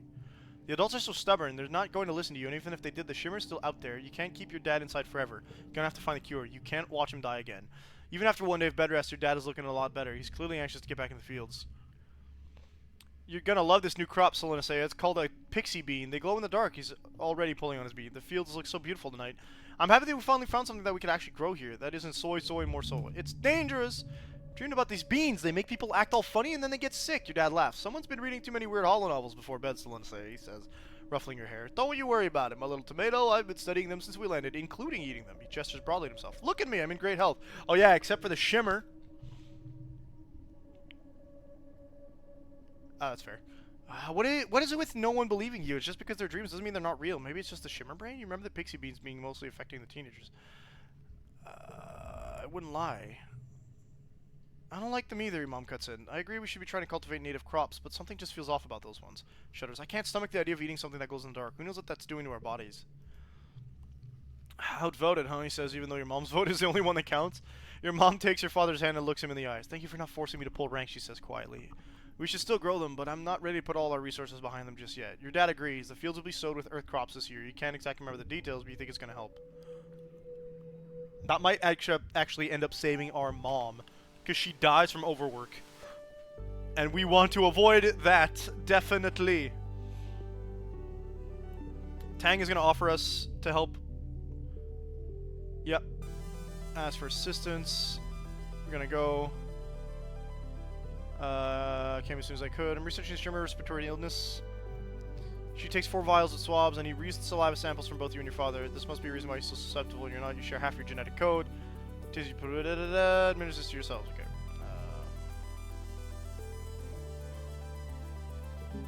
I'll do it. Health tangents, shimmer cure. Thank you. I've been researching so hard I think my eyes are gonna fall out of my head. And for what?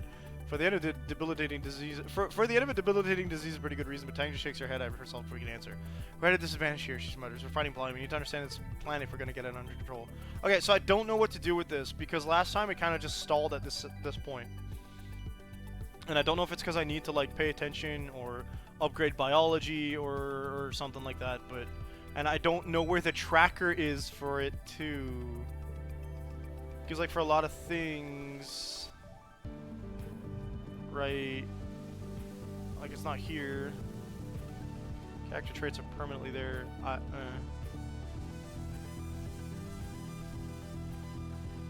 And she like Tang says get samples for me and Dad, but I can't ask Dad, I don't think. Though I don't think I...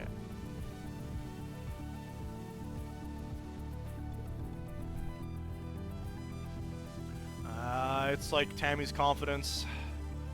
Fully invisible. Curses! Okay.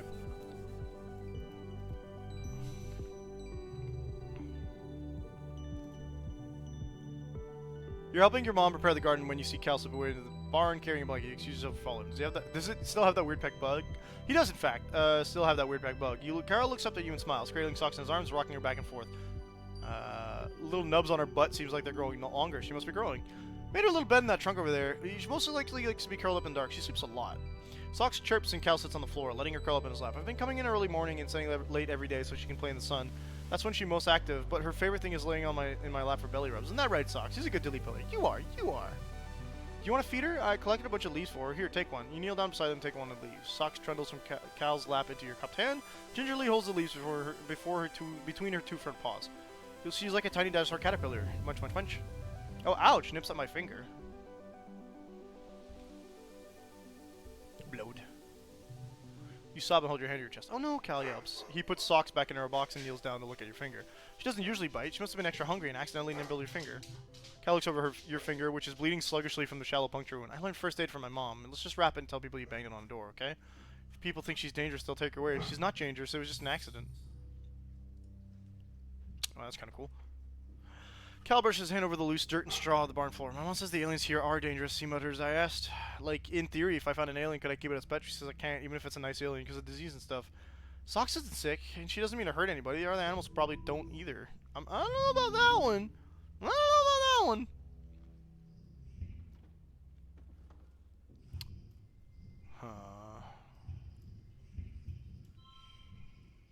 That's unchangeable. It won't do much, alright.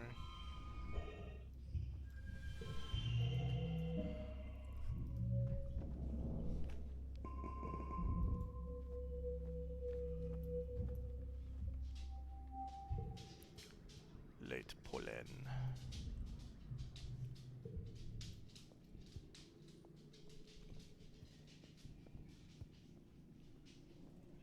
Oh, I did forget to do one thing here. Try to get out.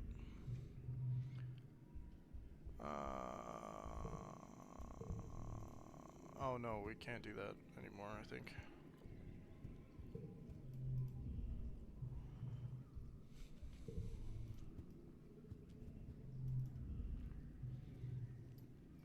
Alright, you're getting mad about that again, that's fine.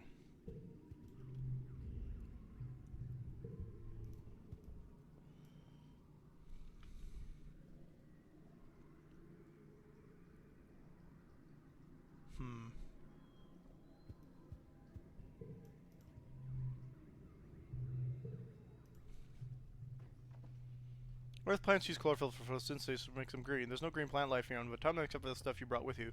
For autumnum plants must use something different, like a phycobilin or a carotenoid. You're not sure of the precise chemistry, but it's gotta be something. I also am not sure of the chemistry, if I'm being honest.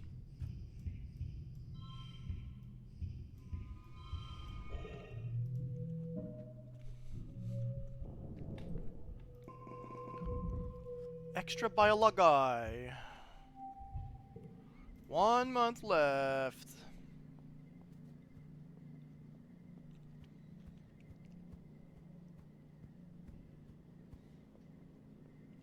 And then we can stop working too much on biology. Though I do want to max it out overall in the long run. I think just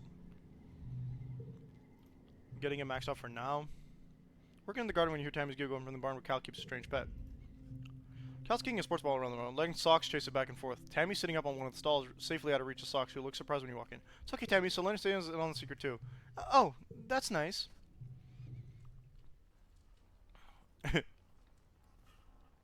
Oh, I forgot to check the collectibles. Right. Cal scoops up Socks and cradles her in his arms like a baby. She chitters away her legs. Wait, does she have 8 now? And her feet look more like grippy, like she could stick to a wall or something. She's definitely getting longer, almost spilling out of Cal's arms. Tammy squirms uncomfortably as Cal walks over to her. Here, Tammy, touch her tummy. She loves it. Tammy doesn't look like she wants to do that at all. You got this, Tammy. You tell her Socks is gentle and soft. Tammy swallows and timidly extends her hand to pet Socks' belly. Oh, she says, when her hand sinks into the soft fur. She's so soft and warm. Socks trills and wiggles, happy for the attention. Cal holds Socks upside down against Tammy's sleeve, and Socks grabs on with all her feet. Look, he says, Dilly Pillies must love to climb. She's got sticky little feet now. How about a bunch of branches in her box? It's like a jungle gym. He fishes some leaves out of his pocket and gives them to Tammy. Here, give her a treat. She'll love you forever. Tammy does, feeding Socks leaves one by one. Socks hangs on to Tammy's arm with her back leg, stuffing each leaf into her mouth with her 2 front paws until her cheeks puff out like a squirrel's. See, Cal says, smiling gently at Tammy. She gives him a little smile in return. There's nothing to be scared of. Didn't bite anybody. That's good. Card becomes 2. Hate that, but hey. I think we're going to do it like this. Get a little bit of extra points. Possibly. I didn't really look at the totals. Vertumnalia! You gather with your family in the colony square. Everyone takes a seat to come in. Folds her hands serenely addresses the crowd. What a pleasure to address you all today as your governor. In under 3 years, we've built a colony of ships of which we can be truly proud of. While we've suffered hardships and losses, we remain standing as always, looking towards the future we are building together. Let us use this midsummer festival as a time to reflect on our many blessings. Utica continues. Fresh water, good food, healthy children, and a strong community. You look around the crowd, your friends, your parents, and the other adults who have been to the background radiation of your entire life. These are the closest human beings around for light years, and they are all your family. Utica bows her head. But first we recognize the passing of our dear friend, Chief Surveyor Melatonin! Known for his gentle nature and his curious spirit, Tonin is survived by his daughter. Aspartame! Where does she get the... Yo! Wait, that's not even her! No, she's just Utopia. I was like, this cannot be aspartame, can it? Oh, it's even worse! Tammy is aspartame. Also, I forgot to get the freaking flower. In his place, we welcome our youngest council member ever, Utopia. Unicott invites the rest of the council to stand and be recognized among the crowd, including your mom, who huffs in annoyance. When the applause dies down and the council sits, Utopia remains standing. Actually, Auntie Unicott, do y'all mind if I make just a quick announcement? Unicott nods and Utopia nods and Utopia clears her throat. I just want to say thanks to y'all who trusted me with this job, she says, her clear voice ringing out over the crowd. A cheer rises from Expedition, and she motions for them to quiet down. Uncle Tonin's left some big shoes to fill, and well, I'm going to give him my best. Yeah, aspartame is Tammy, and that's cursed. It's so... Why? Why do y'all people keep doing this to yourselves? Aspartame, of all the things. We're fixing to get to the bottom of what we're calling the shimmer. The sniffles folks have been getting during the pollen. Utopia continues. Until we do, please keep on wearing your mask when the pollen's sick, and let the doc know if you're under the weather. She bends down to hug the governor as she leaves the stage. Thank you, Utopia. Unicott says warmly. Thank you to the rest of our council for their service. Live music starts playing. Unicott smiles. And now it's time for games and feasting. Alright, so again, we want to either do the creativity thing, which we have not upgraded in years, or the reasoning thing, which we have also not upgraded in years. So we don't have a choice. Talent show it is. No! I keep forgetting gives me loyalty. I'm scared of what Dice's name is going to be. Like, I know Tang is Tangent, and they're twins. It has to be something similar, right? Mars has been studying Deese's technique after being embarrassed by his comedy impressions last year. Her routine this time is more like a celebrity roast. Only the celebrity target is Dice. He's not in on the joke. Oh, that's so mean. She levels some truly incinerating disses about his clothes and his mannerisms, his weird hobbies, keeping it just this side of too mean. She's a little more polished than Deese's stammering impressions, and the judges can't help but smile. When it's Deese's turn, I can't play the because I don't have one. Series of knock-knock jokes that get less funny as time drag on and ends up running off stage before finishing. It's your turn. Do a dance routine or sing a folk song. Let's go with the folk song. Y'all had to do this to me, huh? Okay, it's fine. We can make this work. Ooh, and we are not making this work. That's not a good start. But I want to keep this one because I don't have gems on any other cards. So if I do blue stuff, I just said I want to keep that. That's legitimately an awful hand. Okay, hang on. What if I do? It's a 2. If I do this, obviously the problem is I don't have a 2. 18's a lot easier to do than the other stuff.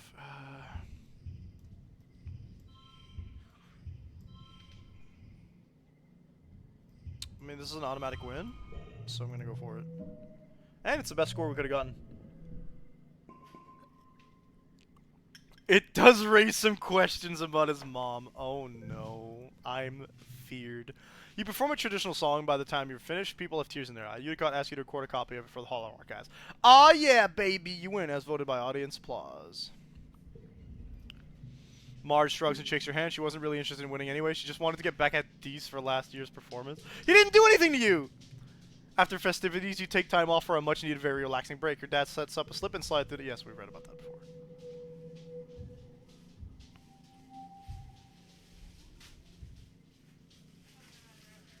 Huh? No? Toke? Oh, yeah, very. I think so. Okay, let's go pick up those, where's that flower? Mars? Getting mica powder off your face is hard. Why would you try it? Okay. Okay, yellow flower feels like we should be able to do some research on it, but let's go talk to our friends first. You know, so let's say you're alright. Mars says as you approach. You blink at her, trying to figure out what she means. You're right on what? At your stunned silence, Mars laughs and tosses her head over her shoulder. You're alright, she repeats. You actually have good taste, unlike all the other nullheads. Ever since we landed, it's been help with this, Mars, and don't waste resources on that, Mars. It's boring. At least you understand the importance of sophistication. It's not sophistication, it's entitlement. You shoot the breeze with Mars a bit longer. At some point, Dice skulks out of the living quarters and has to pass by you both, clearly trying not to draw your attention. Where's he going now? Mars mutters to you, then raises her voice so Deese can hear. Try not to get eaten by aliens, she calls out to Dice. If you do die out there, they can't use your body for fertilizer. Don't be a waste. This is cool. Come on. Say it loud enough for Deese to hear. Looks at you with wide eyes before scurrying. So I get points with both. Huh. No counting for taste. She seems to respect that you challenge her. Lose kudos for using this? Bruh. She watches Dice disappear from sight and then shrugs. Maybe you can get through to him. I've tried, but he doesn't care about contributing to the colony or being popular, earning kudos, or anything important. What do you mean? What do you contribute? I contribute plenty, you know it, so let's say. People need someone to tell them what to do, don't they?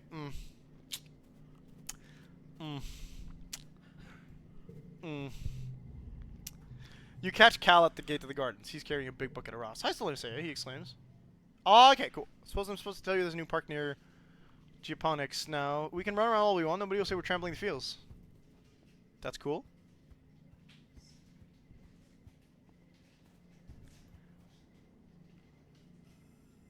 We're at 80. Yeah, let's go work on our empathy a little bit.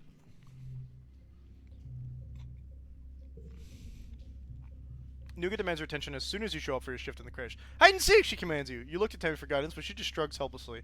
You cover your eyes and hear Nougat scamper off through the crash to find the perfect hiding place. Where'd you look for her? I obviously have to go in the craft cupboards. Yeah, -5 kudos is cursed. Well, this is a hard one too.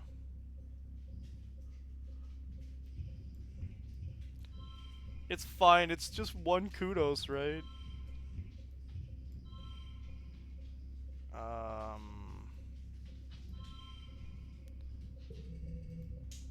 I was gonna try it. Okay, too bad. We played ourselves on that one.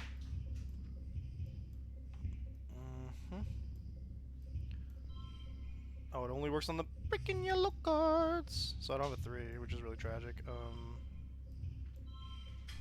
No, I don't have that. This is kind of not great. Let's see if I can... 10 is even worse. What the fudge? 11? What do we have set up here? I do 1, 2, 0, 1, 2, 3. That's nothing. If I do it like so, 14, 11. I mean, it's better. I could push through. It wouldn't really be that bad. Let's push through. That was the best points we could have. Find the kid, you gotta think like a kid. Hide and seek. All cards under 4. Hell yeah. I love that. Okay. You make a big show about searching everywhere except where Nougat is hiding. If you didn't already know, you'd for sure figure it out from the amount of giggling you hear when you immediately search the nano-printer output tray, or the ceiling lights, or inside the giant holographic bear. Eventually, you find Nougat exactly where you thought you would. You pretend to be a giant monster coming to drag her out of her hiding place and eat her. She shrieks and kicks in delight, but you're used to her by now, so you just scoop her up and blow a big raspberry on her stomach as she flails. So let us say again! You spent almost your entire shift playing hide and seek. Eventually, it's not just Nougat, but a handful of other kids. Someone introduces a variant where you'll have to squeeze into the same hiding place if you're found, which makes for a few disputes about whose elbow went where, but you and Tammy manage to sort it out. By the time the kids are done with hide and seek, it's nap time. Even the older kids go down without complaint. For once, it's completely silent in the creche.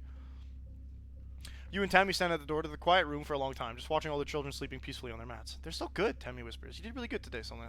There's no happier place than this, you think. You never want to leave. Yeah, we do get better stuff the more we work on a thing, I think. Like, I realized that really late in the last run. 24 kudos, baby! Okay, our empathy is almost cusping on... it should be 66 for that. Hey, Tammy. We had 8 minutes left to stream. No, a little more than 8. Okay. Find Tammy in the common quarters. She's heavily absorbed in cleaning, balancing on a chair to dust high up on the walls. You always wondered who did all the really thankless cleaning around the colony, and apparently, the answer is Tammy.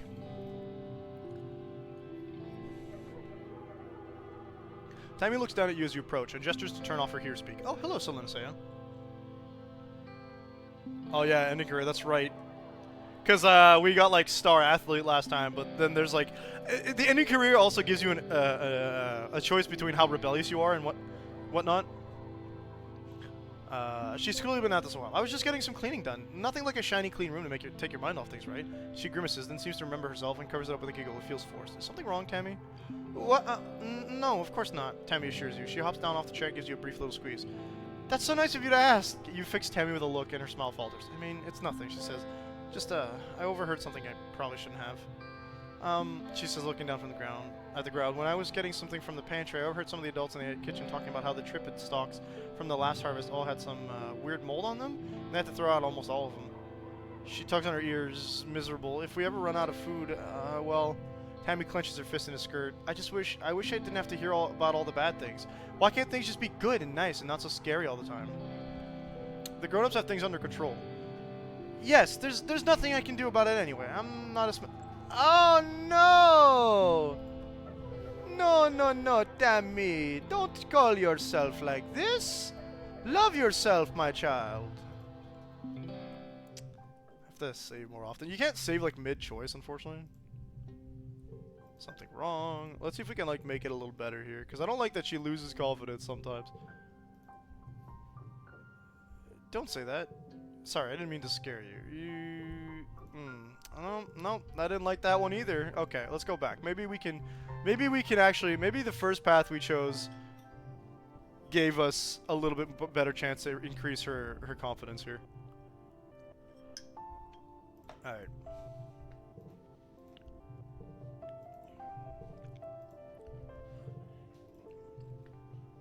Because I don't like this thought process of I'm not as smart or I'm not as strong. But that's okay, because I'm really good at cooking and cleaning and taking care of the babies and doing all the other things Carly needs to keep it running. I just want things to be nice and normal, Tammy blurts out. I wish people knew that I can hear them when they talk about scary things.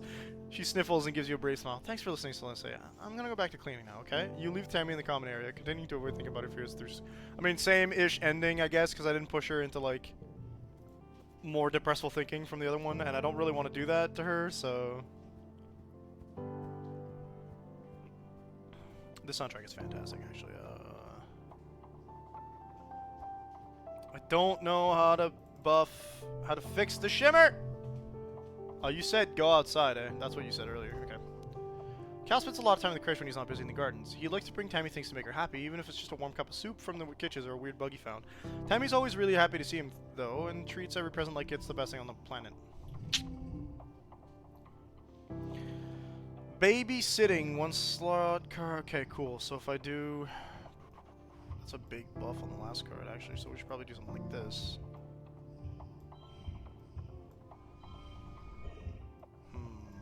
I don't hate it, but... 32 versus 28. Oh yeah, absolutely. Absolutely a better thing. Best score we could have gotten. Money!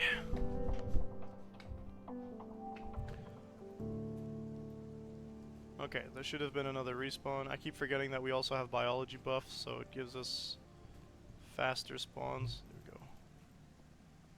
Bulber fruit. We can give Cal a bulber fruit. Food!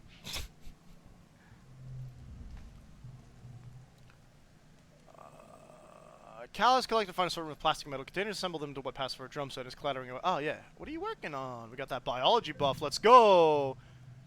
Radioactive plant! Cal's looking a little sickly. Well, I found this really pretty flower growing in the garden. I've never seen it before. Take a look at it and soon begin to feel sick. Wait, is this plant radioactive? From absorbent bright. Let's go. What? It's radioactive, Cal says, backing up quickly. Good thing you knew that. What do we do? Not keep it on yourself, good friend. Fudge, dude.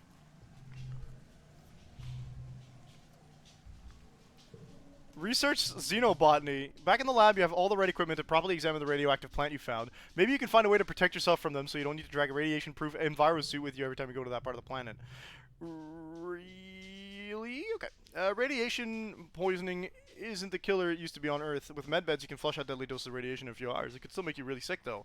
And high enough doses to kill you before you're even able to reach a medbed. How confident are you that you know how to protect yourself? Okay. You take a careless approach to protecting yourself from the radiation. It can't be so bad that you won't be able to get a med bed in time, right? You wear gloves and a face shield and get to work. Ah, dude, stressed. That's fine. After about a few hours, you feel dizzy. The dizziness quickly becomes nausea, and while you're puking your guts out in a bucket, you have to admit you're probably feeling the effects of radiation poisoning. Radiation poisoning? Who could have predicted that? You're not done with your experiment, though. Can I die from this? I don't think you can die before the end of the game, so... Oh, indestructible youth. What's a little hair loss? What's this? And diarrhea, it's just a plant. You're better than the plant. One of the dumbest things you've ever done. You're in the med bay wishing it'd kill you for at least a week, but you did complete your experiment. Discover the radioactive powder of the flower is confined to the carpel of flower, its reproductive organs, and that the petals act as a radioactive shield to protect the rest of the plant. If you press the center of the flower, petals close and block the radiation enough that person can pass by without feeling sick. Neat! You should be able to use this to protect yourself next time you encounter it. Good, because we need to go take a freaking break after that. What if I did something like this? It's 24? What if I...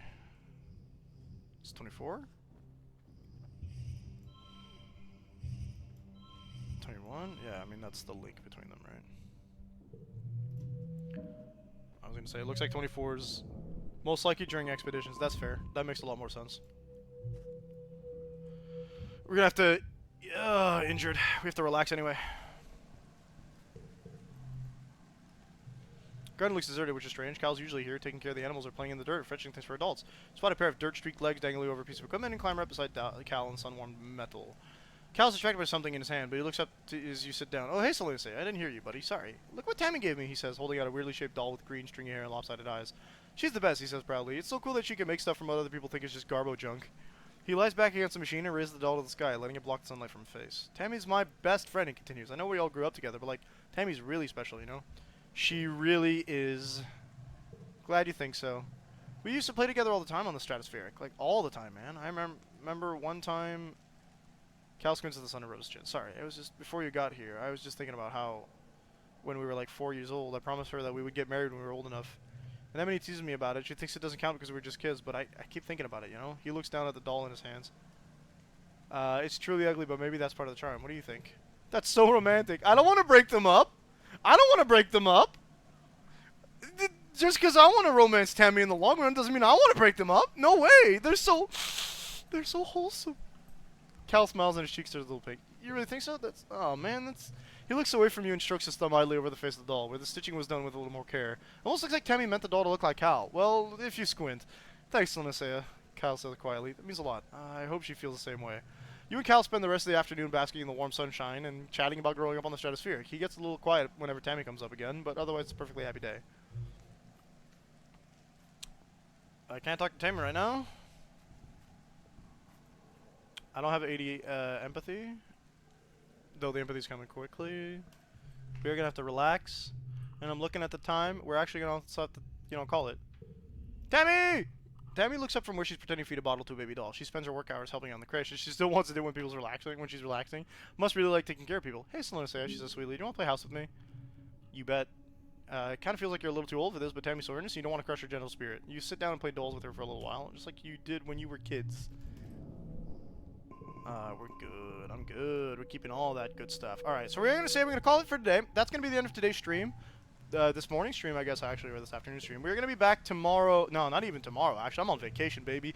That means I get to be back tonight. We'll be playing more Exocolonist tonight at 10 p.m. Eastern Standard Time. If you're interested or if you like this so far, you can join back in. But before we leave, I do want to talk about Operation Olive Branch. So for those of you that don't know, you can go into my Twitch chat, type in !OOB to summon up the link for Operation Olive Branch. Operation Olive Branch, of course, being a relief organization / charity organization that collects funds to try and evacuate people from the Palestinian Gaza Strip. There's currently an ongoing attempted genocide against the Palestinian folks living in the Gaza Strip because Israel believes that it is their right to have that land, and they're just doing all sorts of awful things to not I don't want to sugarcoat it. They're trying to get rid of every single person that is Palestinian in origin there, in order to control the land itself.